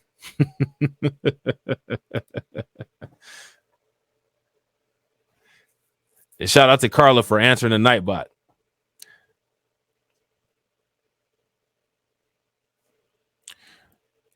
I think that, Corey is back. Shout out to Corey. I think that it's possible for like-minded people to get together and put their minds and money together and do productive stuff, but I don't think it's the best idea. MTR is shot out. He's no bueno. Yeah, no doubt. I think it's not the best idea to put the plans out public, as we see evidence of. You know what I'm saying? I gotta agree with Carla here. Never say what you are going to do until after you have already done it. I would say never say what you're going to do until after you've already done it, or never say what you're going to do unless you have 110 full commitment and knowledge that there is no possibility of failure, that you're going to get done what you're going to get done. Because people will call a business failure a scam. And it doesn't necessarily mean it's a scam. So Crazy Tina is back. Everybody give a shout out to Crazy Tina. You couldn't answer to me. What do you mean I couldn't answer to you? You didn't ask me a question. Would you ask me if I could read? Clearly the answer is yes. I didn't think that I needed to address that because I'm reading. You asked me if I could read while I'm reading. That's like if you said, can you breathe as you watch me inhale? You know what I'm saying? Like I don't know why. I would assume that like reality validation kind of took care of that, and we could be a little bit more efficient as human beings. You know what I'm saying?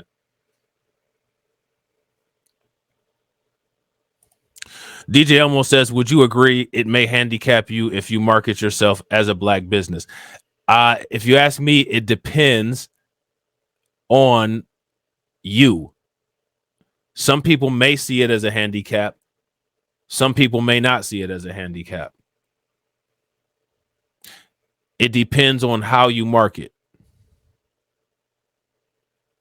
Yeah, I seen that, Jay. I think I'm not even going there. I've already made my videos about pearly things, all this new shit going on. I'm not even about to get involved in none of that messiness, but I saw that. And then there was another post, and I can't wait to see what happens this week. Loco Tina says, I said, why are you worried about a paycheck when you need separation? Okay. So my question is, why are you telling me that I'm worried about a paycheck?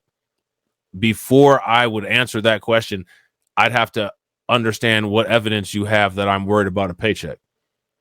Because I don't think that I've ever implied that I'm worried about a paycheck. So I need to know why you're asking me that. That's like if you said you're upset because you can't find a boyfriend. Well, I've never implied to you that I was LGBTQ. So why would I be upset about something that I'm not interested in? You know what I'm saying? And shout out to everybody answering the Nightbot. So now here's my question. Have you separated?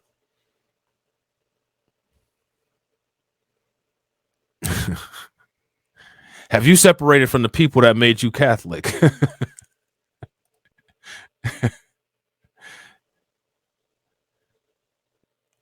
I saw your reparations videos. Which videos would those be? I don't think I've ever made a video specifically on reparations. And the reason why I haven't made a video about specifically reparations is because I'm an advocate of the extraction method.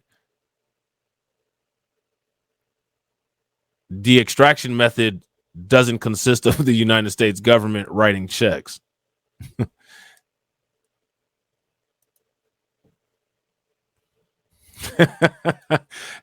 got the Hispanic IG bot trolls up in here. I know, right? All right. I gotta do. Let me shut up. I'm not gonna go there. Let me shut up. I'm not gonna say what I was gonna say. I'm not gonna say what I was gonna say.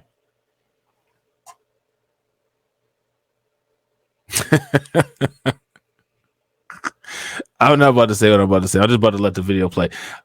But what's the titles of those videos?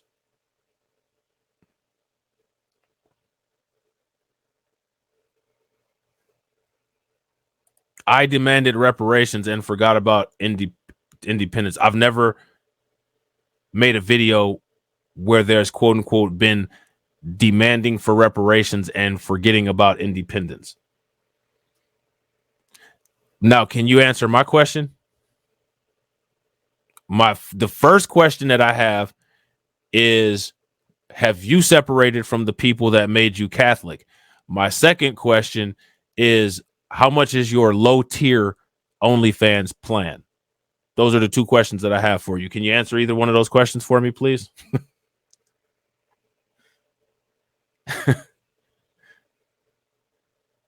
First question, did you separate from the people that made you Catholic? Second question, what is the low tier plan?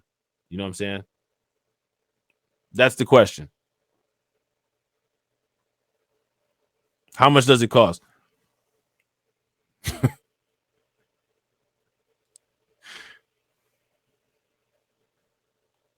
OnlyFans plan. Yeah, just the low tier one, though. The low tier one. Not the expensive one. You know what I'm saying? Just the low tier one. The the value meal. How much is that? I'm Mexican American. That's great. How many pesos is the goddamn OnlyFans account? And did you separate from the people that made you Catholic? Two very simple questions. I need a number and a yes and a no.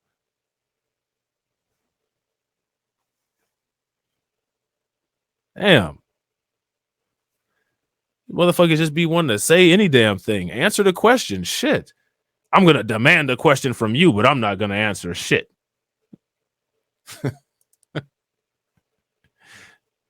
So you must not be on OnlyFans. You must be on Backpage. Whatever. I don't do OnlyFans. So do you do Backpage or do you do Bang Bros? Which one you do? Pornhub? Whatever. Now, you just trying to be funny. Whatever social media package you perform on or make quote unquote content for, how much is it? That's the question. And I don't know where you are.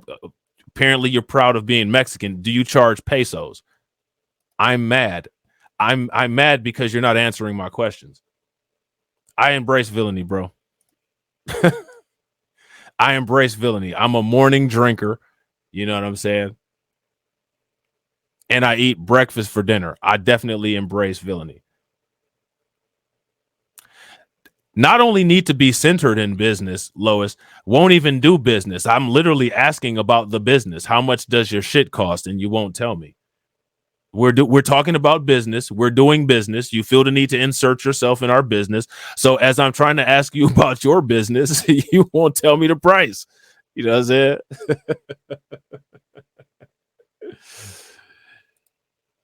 Cameron says she's busy making a Goya smoothie.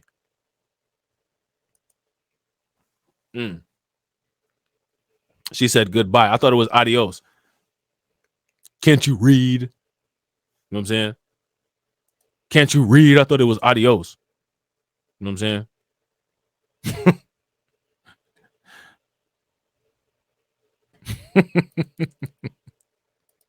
At the hands of forces he commanded. And two such groups in New York and Geneva filed criminal complaints against Bush in 2011 for violating the International Convention on Torture. Oh, ain't nobody call you a hoe?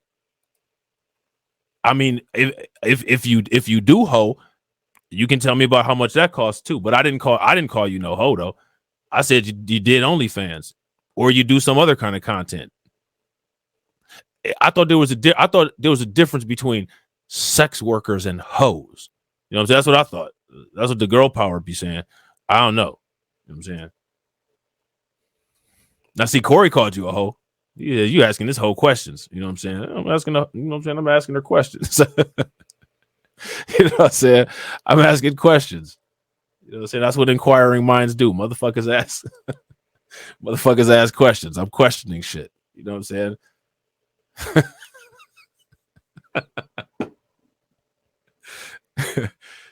And you mad and you're lying on me, and I don't appreciate that. You're gonna fuck around and me too somebody next because I didn't call you a hoe. And then you still didn't answer the question about the Catholicism and your separation. You guys are not reasonable. You'll never succeed. Can you answer the question? Who's not reasonable? You think it's not reasonable that I asked about your cheap plan instead of going for the top? You want me to pay the $50 plan? I got to know what comes with it.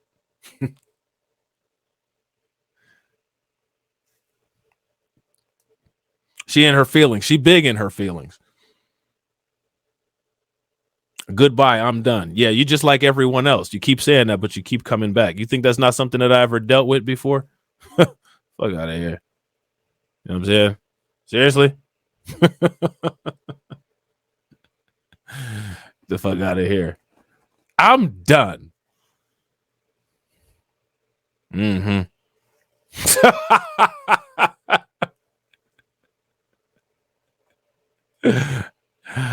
You know what I'm done means in female? I'll be back. like there should be subtitles when women talk. I'm done. What that means is I'll be back.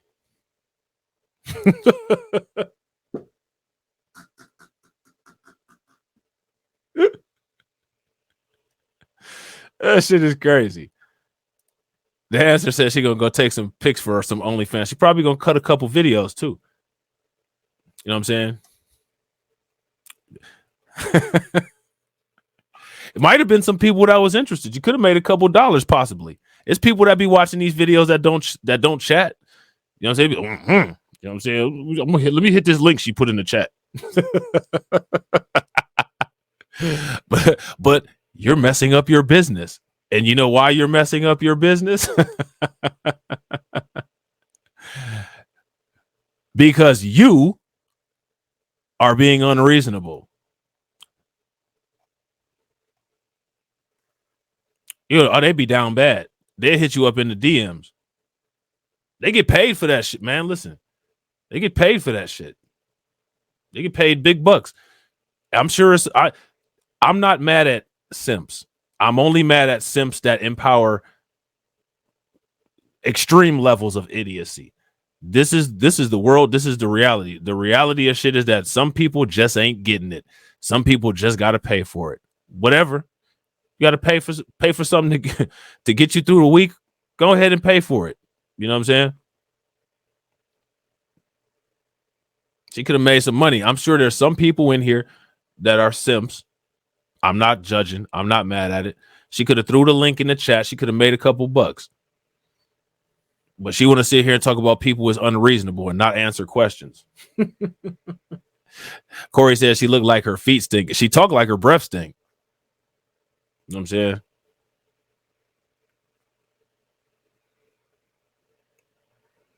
She talked like her breath smelled like stale salsa. You know what I'm saying?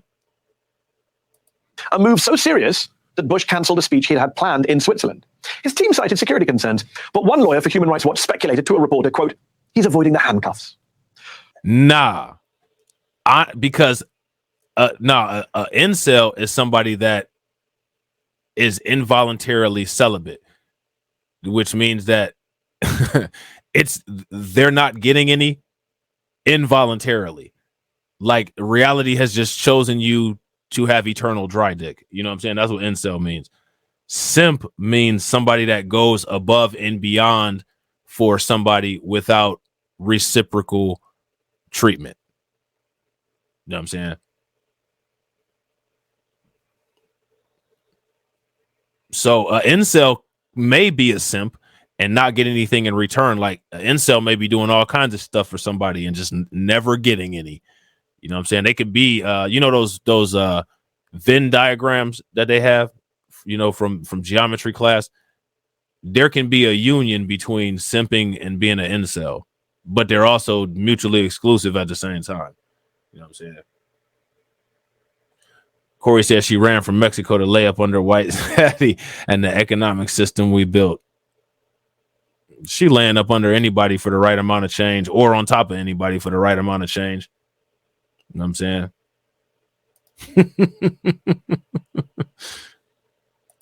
Of course, American presidents have never been put in handcuffs. Right now in 2023, millions of Americans, for example, are waiting to see if former President Donald J. Trump will be put in handcuffs, if he will be indicted for multiple alleged crimes in multiple American jurisdictions, coup plots, hush money payments, classified documents, not to mention the civil lawsuits he faces. So much of our discourse today, so much of our country. But Corey, that's why I'm not even tripping. That's what crazy freaks do, bro. Crazy freaks will come, go in on you for no reason, cuss you out, talking about I'm done, and she'll be back. This ain't the last we seen or heard her. She'll come back and be like, oh my God, you're still alive. Right. You're not gone. Literally every other video or in the comment section. Why don't you just shut up? I know what time you're on. You know what I'm saying? That's what they do. You know what I'm saying? Some motherfuckers is just gone. They're just crazy. They're just crazy. You know what I'm saying? they just need something. You know what I'm saying? Why is she talking about separation while her and her people like this with the pale face? Listen, she like Brandy. She just want to be down. You know what I'm saying? And that shit right there, that's a tactic that motherfuckers do. I'm gonna come in crazy so I get your attention. Okay. All right. You know what I'm saying? I got you. You know what I'm saying? That is definitely from a quote unquote group of people. You know she coming with that La Raza energy from her side, but it's also a thirsty female tactic. That's a thirsty female tactic too. So she's got a combination of racial identity issues and she's got some desires that's not being fulfilled. You know what I'm saying?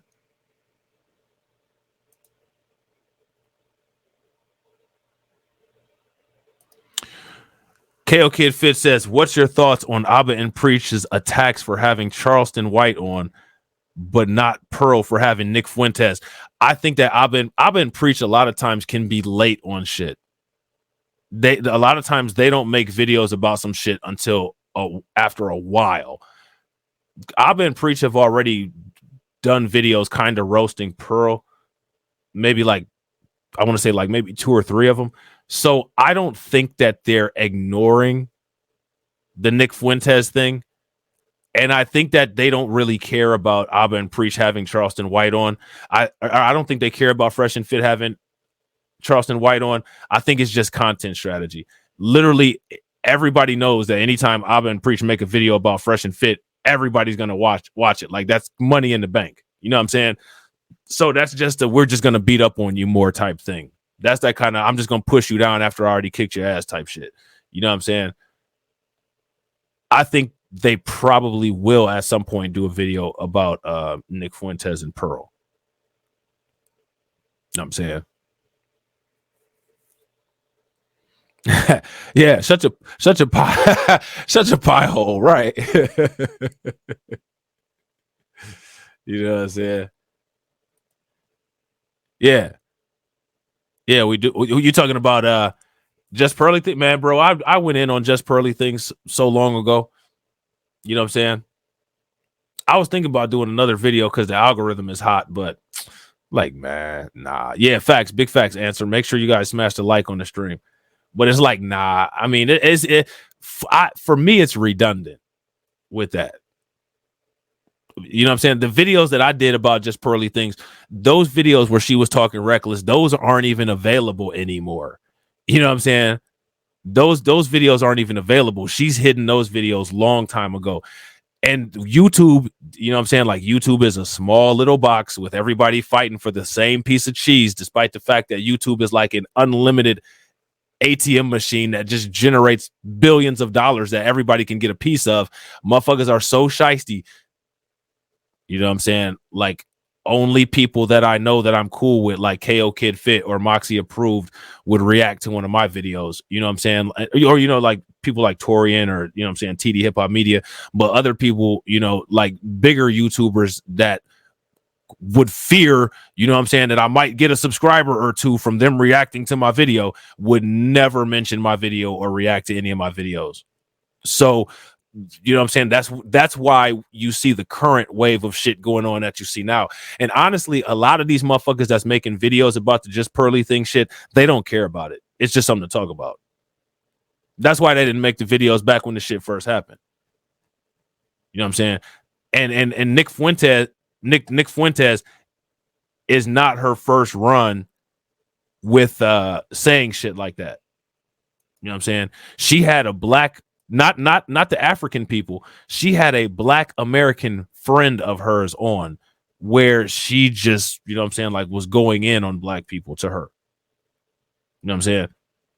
And, you know, people didn't say anything about that too much then. You know what I'm saying? So now what it is that people who are completely uninvolved or uninvested, they're making content about it because the algorithm is favorable for it. people who, you know, are caping for her, are making content because the algorithm is favorable for her. Both parties, if you ask me, are disingenuous.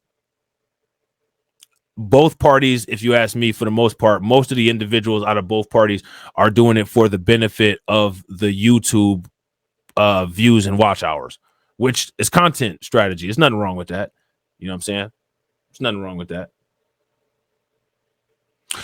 Yeah, Jason Black roasted the fuck out of her ass. And Adam 22. And both Jason Black and Adam 22 deserve to be roasted. A lot of red pill dudes aren't helpful. They hate. Yeah. And then when some shit happens, they want to act like they're getting ahead of the shit. Like, I'm about to tell y'all what y'all was missing out on because y'all should have listened to me long time ago. How the fuck anybody supposed to listen to you long time ago when you didn't say shit about this shit? Here go my thing. If you guys listen to my videos, this is how I feel about it. Just Pearly Things didn't make herself. You know what I'm saying? She didn't make herself. Just Pearly Things is doing what the paycheck and the algorithm tells her to do. And here's another thing. Most people, if they have a partner that will let them cheat, will fuck as many people as they can and then go back to the person that keeps them secure at home. So until people decide to stop letting these people that they put so much faith in cheat, let them go all over the town and then come back because they know that you will always be there when they come back. People can make 1 million YouTube videos. It's not going to stop it.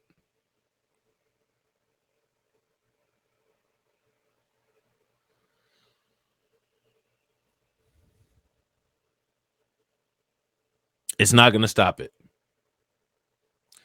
DJ almost said Rachel Dolezal watching the Pearl situation and rubbing her hands together like Birdman to enter the so-called manosphere. That's hilarious. The manosphere gets a bad rap because they're sectors of the manosphere. You know what I'm saying? It's just like it's the same way. Like if people look at people that's considered quote unquote pro-blacks, right? Like to me, there's sectors of quote unquote pro-blackness. There's like basic normal black people that are aware of racism, right? That actually care about being black in their culture, but they're more liberal than extreme pro-blacks, right? Then there's like people that are more in tune politically, like B1 type people, right? And then there's those people that are like Pan-Africanists. And then you have the liberal pro-blacks. You know what I'm saying? And then you have like the people that are like just weird conservative pro-blacks that are just on some very strange, weird shit, that are extremely pro-black, but literally repeat white supremacist talking points, but are pro-black than a motherfucker. Like you have some weird dynamics there, right? Yeah, Tieson Johnson, Ronald Neal, Green Gorilla, my dude, Keep It 100. You know what I'm saying? People like that, right? They get a bad rap, and actually, those dudes are the dudes that actually defend like the principles of what that shit's supposed to be about. And a bunch of the other goofballs like Fresh and Fit who are in the whole, like the greater manosphere, like not the sector manosphere, but like the greater manosphere. Everybody takes the heat for like the little shit that them motherfuckers do. Like I support the passport movement. You know what I'm saying? I support all that shit. I don't support a lot of the idiocy that goes along with it. I don't support the messiness. I don't support just because you're with somebody that's not black, you feel the need to go in on black men or black women. I don't support that shit. You know what I'm saying? I don't understand why people on YouTube have to have that dynamic. That to me is odd because it's not like that in real life. You know what I'm saying? Like old girl Gabby, she married to a white dude. I've never heard her trash black men ever. I've never heard her trash black women. I've only ever seen her do her acting and call it a day. I don't have a problem with her marriage arrangement. It's not my motherfucking business. You know what I'm saying? But you got motherfuckers that'll sit there and talk crazy about her like she's literally out here disrespecting black men all damn day.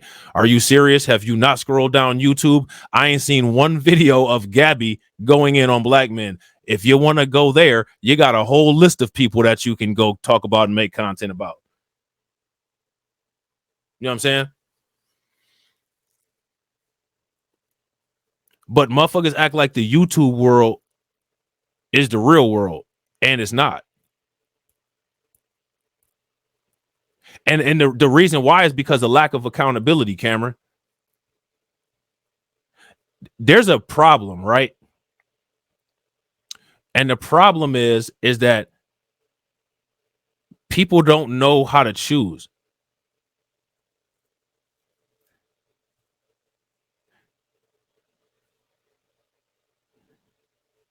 People don't know how to choose. You know, people always emphasize about the fathers being in the male's life, but there's not enough focus put on fathers being in a woman's life. And the reason why I say that is because if a girl grows up with a single mom, or if a girl grows up with the father in and out of the house and the father is a pookie, not only does the daughter see the mom chasing pookies, but the daughter also sees her own father a pookie. And for whatever reason, a lot of people think that Oedipus complex is normal, which I think is abnormal and incestuous, but that's a whole nother discussion. People tend to associate people's partners in life with their family. Oh, you're going to be with somebody like your dad. You're going to be with somebody like your mom. That's actually a psychological condition called Oedipus complex that allegedly is indicative of subconscious incest desires, which I find disgusting. You know what I'm saying? But that's what people think that it's supposed to be. And you do tend to see a lot of times people do tend to find relationship partners that mirror their environment that they grew up in. You know what I'm saying? So if you grew up in a chaotic environment, more than likely, chaos is going to be your comfortable place. So if you grew up with your mom and your mom is single, you're not seeing your mom in a capacity of being in a functional relationship. You're seeing her in the capacity of an individual. If your dad is in your life and your dad is a pookie, if women marry their fathers, as they say, you're going to find a pookie to be with. So to me, the impact of a father being in the home, it also has an impact on the daughter's observed behavior, because the father's being in the home impacts the mother's behavior. A woman is going to behave different if a man is in the house. And that's not saying that a woman needs a man to behave a certain kind of way. It's just saying that you'll behave in a relationship way. And if you're looking for a relationship, and if that's what you grow up in, a relationship household that's functional, that's what you're going to seek. Corey says, but I've seen a lot of middle class or higher class tier women prefer hood adjacent men. Yeah. How did those middle class or higher class women grow up? Did they grow up with a father who was a hood adjacent man? Did they grow up and their mom was around hood adjacent men? That's what she liked. There's a reason why women like bad boys. You know what I'm saying? A lot of times a motherfucker's dad is a bad boy.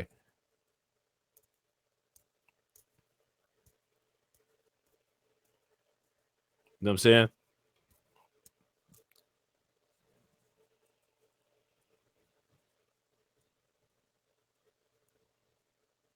If you're in a household and you never see how your mom acts around a man, you're not going to know how to act around a man. So you're going to have difficulty with interaction. It's the same thing with dudes that are online all day that don't have no damn life, or dudes that don't have a male in their life.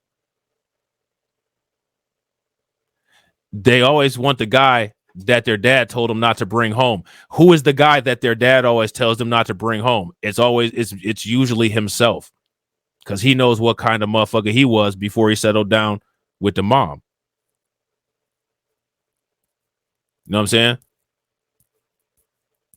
Just like people, when people have a child and their child is a spit image of them and they look exactly like him, they be like, man, you get on my damn nerves. The child doesn't get on your nerves. You're just looking at yourself. You know what I'm saying? You know what I mean? So it's a lot of psychology that goes into that shit that doesn't get talked about, because YouTube is nothing but a blame shifting echo chamber. Well, a lot of motherfuckers that have a lot of self-hate that don't know how to do anything and are too stupid to articulate shit. You know what I'm saying? So all they can do is just name call at each other. You got a bunch of black dudes that's, you know what I'm saying, just gonna sit there and talk shit about black women all day. And then you got a bunch of black women that are just gonna sit there and talk shit about black dudes all day. And then you got people that are involved in relationships that get a bad rap because of how people that are involved in those kind of relationships portray themselves on YouTube, but they don't make up the majority of people in the real world.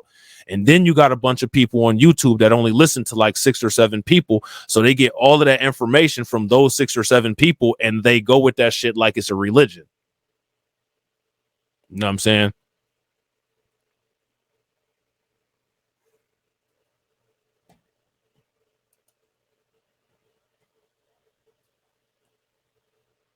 That's why it's important to have a diversity of ideas.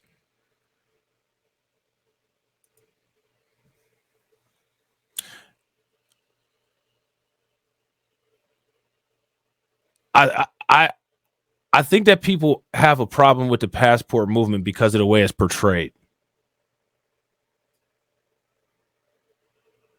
You know what I'm saying?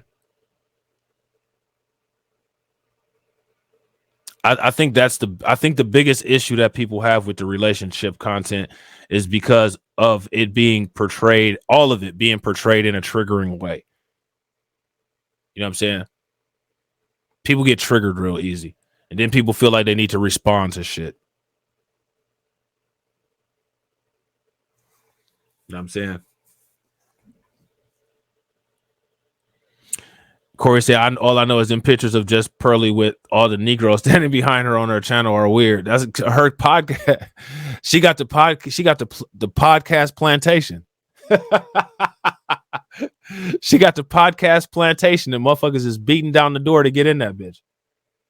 You know what I'm saying? Here go my thing, man. This is how I feel about that. Not something that I would do, but it's not my job to make somebody else's choice for them. If that's what they feel compelled to do, good luck and more power to you. But if you talk crazy about me, I'm gonna have to deal with you and shit. You know what I'm saying? And see, that's the reason why I had to do those videos about Pearly, because she's repeating Fox News and PragerU and Manhattan University and John Birch Society talking points about reparations. I mean, like, is this bitch dumb? Can she do math? She had to have some sort of academic ability because she played college sports. So she couldn't be failing classes. You know what I'm saying? Ask the next time a white person tries to confront you about some racism type shit, ask them, why do they always delete the part about Jim Crow? Yeah, I agree with that, Corey. Most times a man appearance doesn't matter to women. There's only 2 things that really matter to a lot of women nowadays. 1 is what you can do for them, and 2, how they can outcompete other women. And if other women are competing for you, that adds to your value. You can be the ugliest motherfucker in the world, the ugliest motherfucker. But if you work around all women and you happen to have a dick and you're not LGBTQ, literally in most cases, you automatically can have the pick of any of those women in the immediate vicinity, because at that point, they're all competing for you. And I've seen that shit. I've actually seen that. Yeah, you never hear about convict leasing. Of course. You know what I'm saying? If you work at a company and it's maybe like 20 people that work there, 19 of them are women, and you're the only man there, you'll have something to do every day of the week. You know what I'm saying? You'll be turning your phone off. You'll be blocking people. And you don't have to be the best looking person or the highest paid. If your boss is a woman, 9 times out of 10, you could probably be messing around with your boss. Because at that point, it's all about female to female competition. They don't care about how you look. They just want to be the top woman.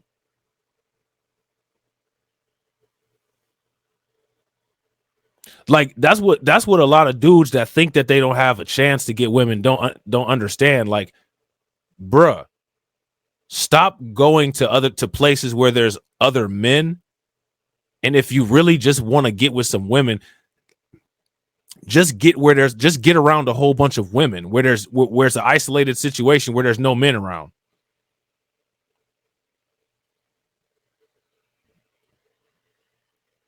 Then you won't have to do no work except for just stand there. You know what I'm saying? That'll be the only thing that you got to do is just stand there. And all your dreams will come true.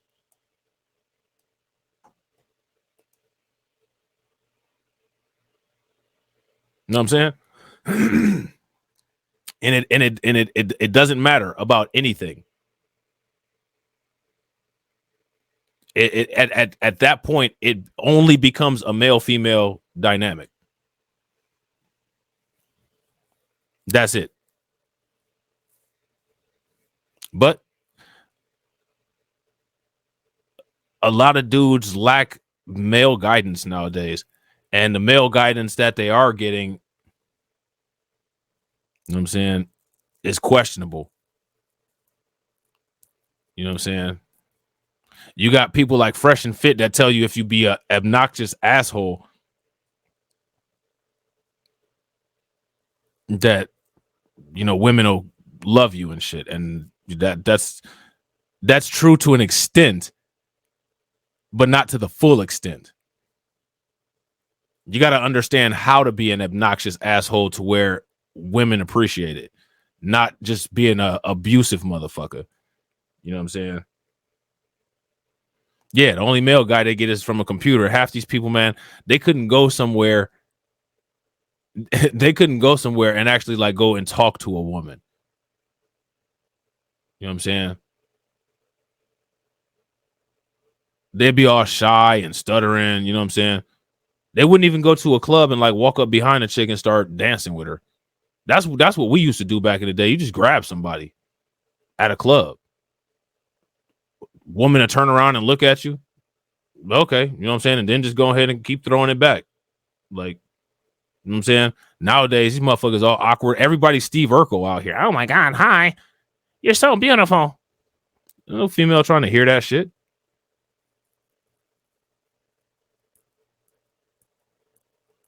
Women like a little bit of a dynamic.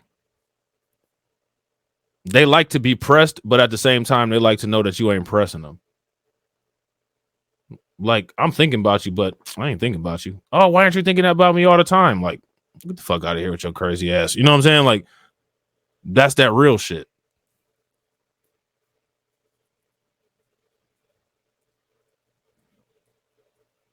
But they don't teach you that in none of those classes.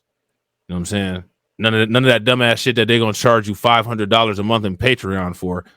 They're gonna charge you $500 a month in Patreon, and then you're gonna be spending the rest of your paycheck on Pornhub because you still ain't gonna be with nobody. Red pill, black light. That red pill shit. Some of that shit is applicable. A lot of it's not. A lot of that red pill shit is just men angry because they don't feel that they're getting the woman that they deserve. Like, just like how Kevin Samuels said that women are trying to get men that are outside of what they're capable of. it's a lot of dudes that like everybody think that they should have like the baddest woman, and bro, that's not, you're not going to get the baddest woman. Let's just keep it a buck. You're not even probably going to get the woman that you want. Most people on the planet are in a world is correct situation, and you're getting what you can get. So you got to get the best of what you can get. That's what it should be. You got to be honest about that shit. Everybody's not about to get a 10. You know what I'm saying? All the women aren't about to get like the best looking guy. Cameron says, I think dudes are more realistic. I think dudes are more gullible. It's really easy for a woman that's a dime piece to take advantage of a dude that has not dealt with other dime pieces, because many times a dude can think that they've gotten some woman that's outside of his capability. And so you would treat like you will be like simping lightweight because you've been manipulated by the fact that this woman that's a 10 is messing with you and shit. And like that whole thing is manipulation. It's a lot of women that date down and do that shit on purpose. Like that's a form of game. You know what I'm saying? Like if you ever see some woman that's cold and like she's with some dude and you like, man, what's up with that? Either one of two things. They met at work or she's running game.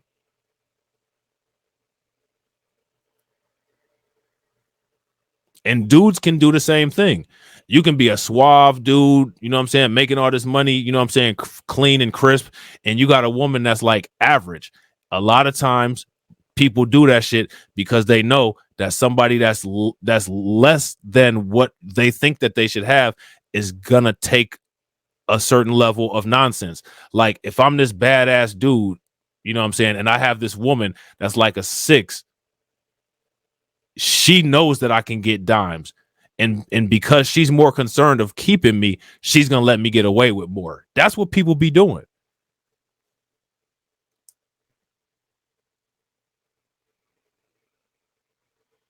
Women sleep with who they want. Men sleep with what's available. Some men sleep with what's available. Some men sleep with what they want.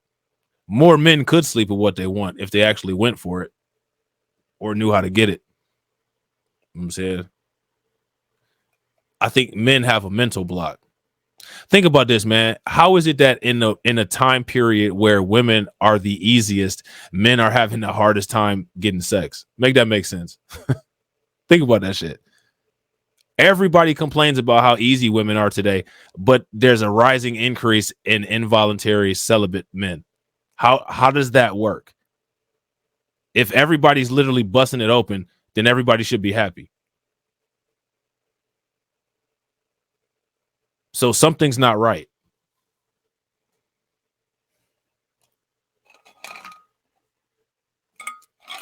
Those numbers don't add up. Cameron said that women are sharing the rich dudes only. No, I didn't see it. I don't think that women are sharing the rich dudes only. As a matter of fact, I know women aren't sharing the rich dudes only. There is not a lot of rich dudes. And there's a lot of women. And that's just not physically possible. It's not even physically possible for the rich man to take advantage of sharing, quote unquote, all these women. Honestly, one thing that it is that a lot of men just don't have any game. A lot of men don't have any self-confidence. A lot of men just assume that certain women wouldn't give them the time of day. Men make these assumptions and shit. You could probably literally get some every single day. You know what I'm saying? But like people just, you know what I'm saying, they kind of scared. People socially awkward nowadays. You know what I'm saying?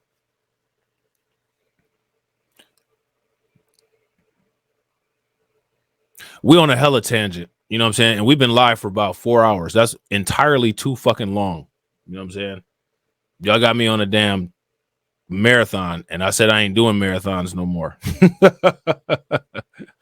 So what I think I'm gonna do is I think I might do a part 2 of this talking about George Bush, because there's more stuff to this. And I think that it's important because we're seeing it on repeat. And what's happening is they're using the media tactics of Bush exposure to attempt to villainize Vladimir Putin, when we know that Vladimir Putin and the United States ain't shit. You know what I'm saying? So make sure that you guys look for that. I'm going to probably go live at the same time tomorrow. I'm going to put the stream window up either right when I get done with this stream or a little bit later on today. It'll probably be at the same time, 9:55 a.m., and we will chop it up. But not with the same woman. Wait, who not with the same woman? Not with the same woman? Hold on real quick. You talking about men sharing women, Carla? Yeah, you should do some gaming. Do a gaming channel. Answer. Why not? Get StreamYards and hook it up. Anybody that want to make a YouTube channel, use my StreamYards referral link in the description box.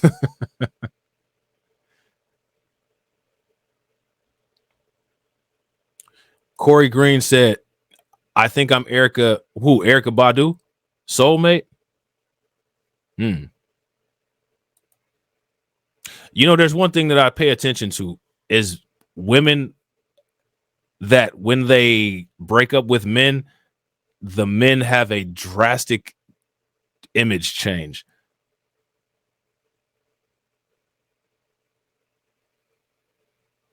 You know what I'm saying? I actually was going to do a video on some changes that YouTube had made. I was thinking about it. Oh, men can get some every day, but not with the same. Well, nah, I mean, what I mean by that, Val, or I'm sorry, what I mean by that, Carla, is that if a man wanted, say for instance, a man was single and he wanted to have some every day, he could get some every day. Now, it could be by the same woman or it could be with multiple women. Clearly, if the guy is in a relationship, it needs to be with the same woman so that he's honoring his relationship. If he's single and he's out there like that, then, you know what I'm saying? Like, dude could be messing around with a different woman each day.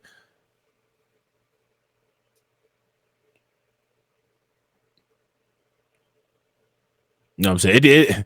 It depends. You know what I'm saying? Everybody's not capable. All women ain't capable of that. You know what I'm saying? Which, you know what I'm saying? Dudes got to be sympathetic to that if you're trying to respect your relationship. You know what I'm saying? Everybody ain't built like that. Some people are. Some people ain't. You know what I'm saying? Got to be respectful. You know what I'm saying? You know what I'm saying? Some people are machines. You know what I'm saying? Some people aren't. You know what I'm saying? Just saying. You know what I'm saying? But anyway, we're gonna wrap this up and we're gonna finish burning Bush tomorrow. All right. So with that being said, ladies and gentlemen, I hope you guys enjoyed this stream. If you're not subscribed to the channel, y'all already know what to do. Make sure you hit the bell icon twice. Share the stream to your social media. Make sure that you subscribe to the backup channels, and I will catch you all on the next video. All right. Peace.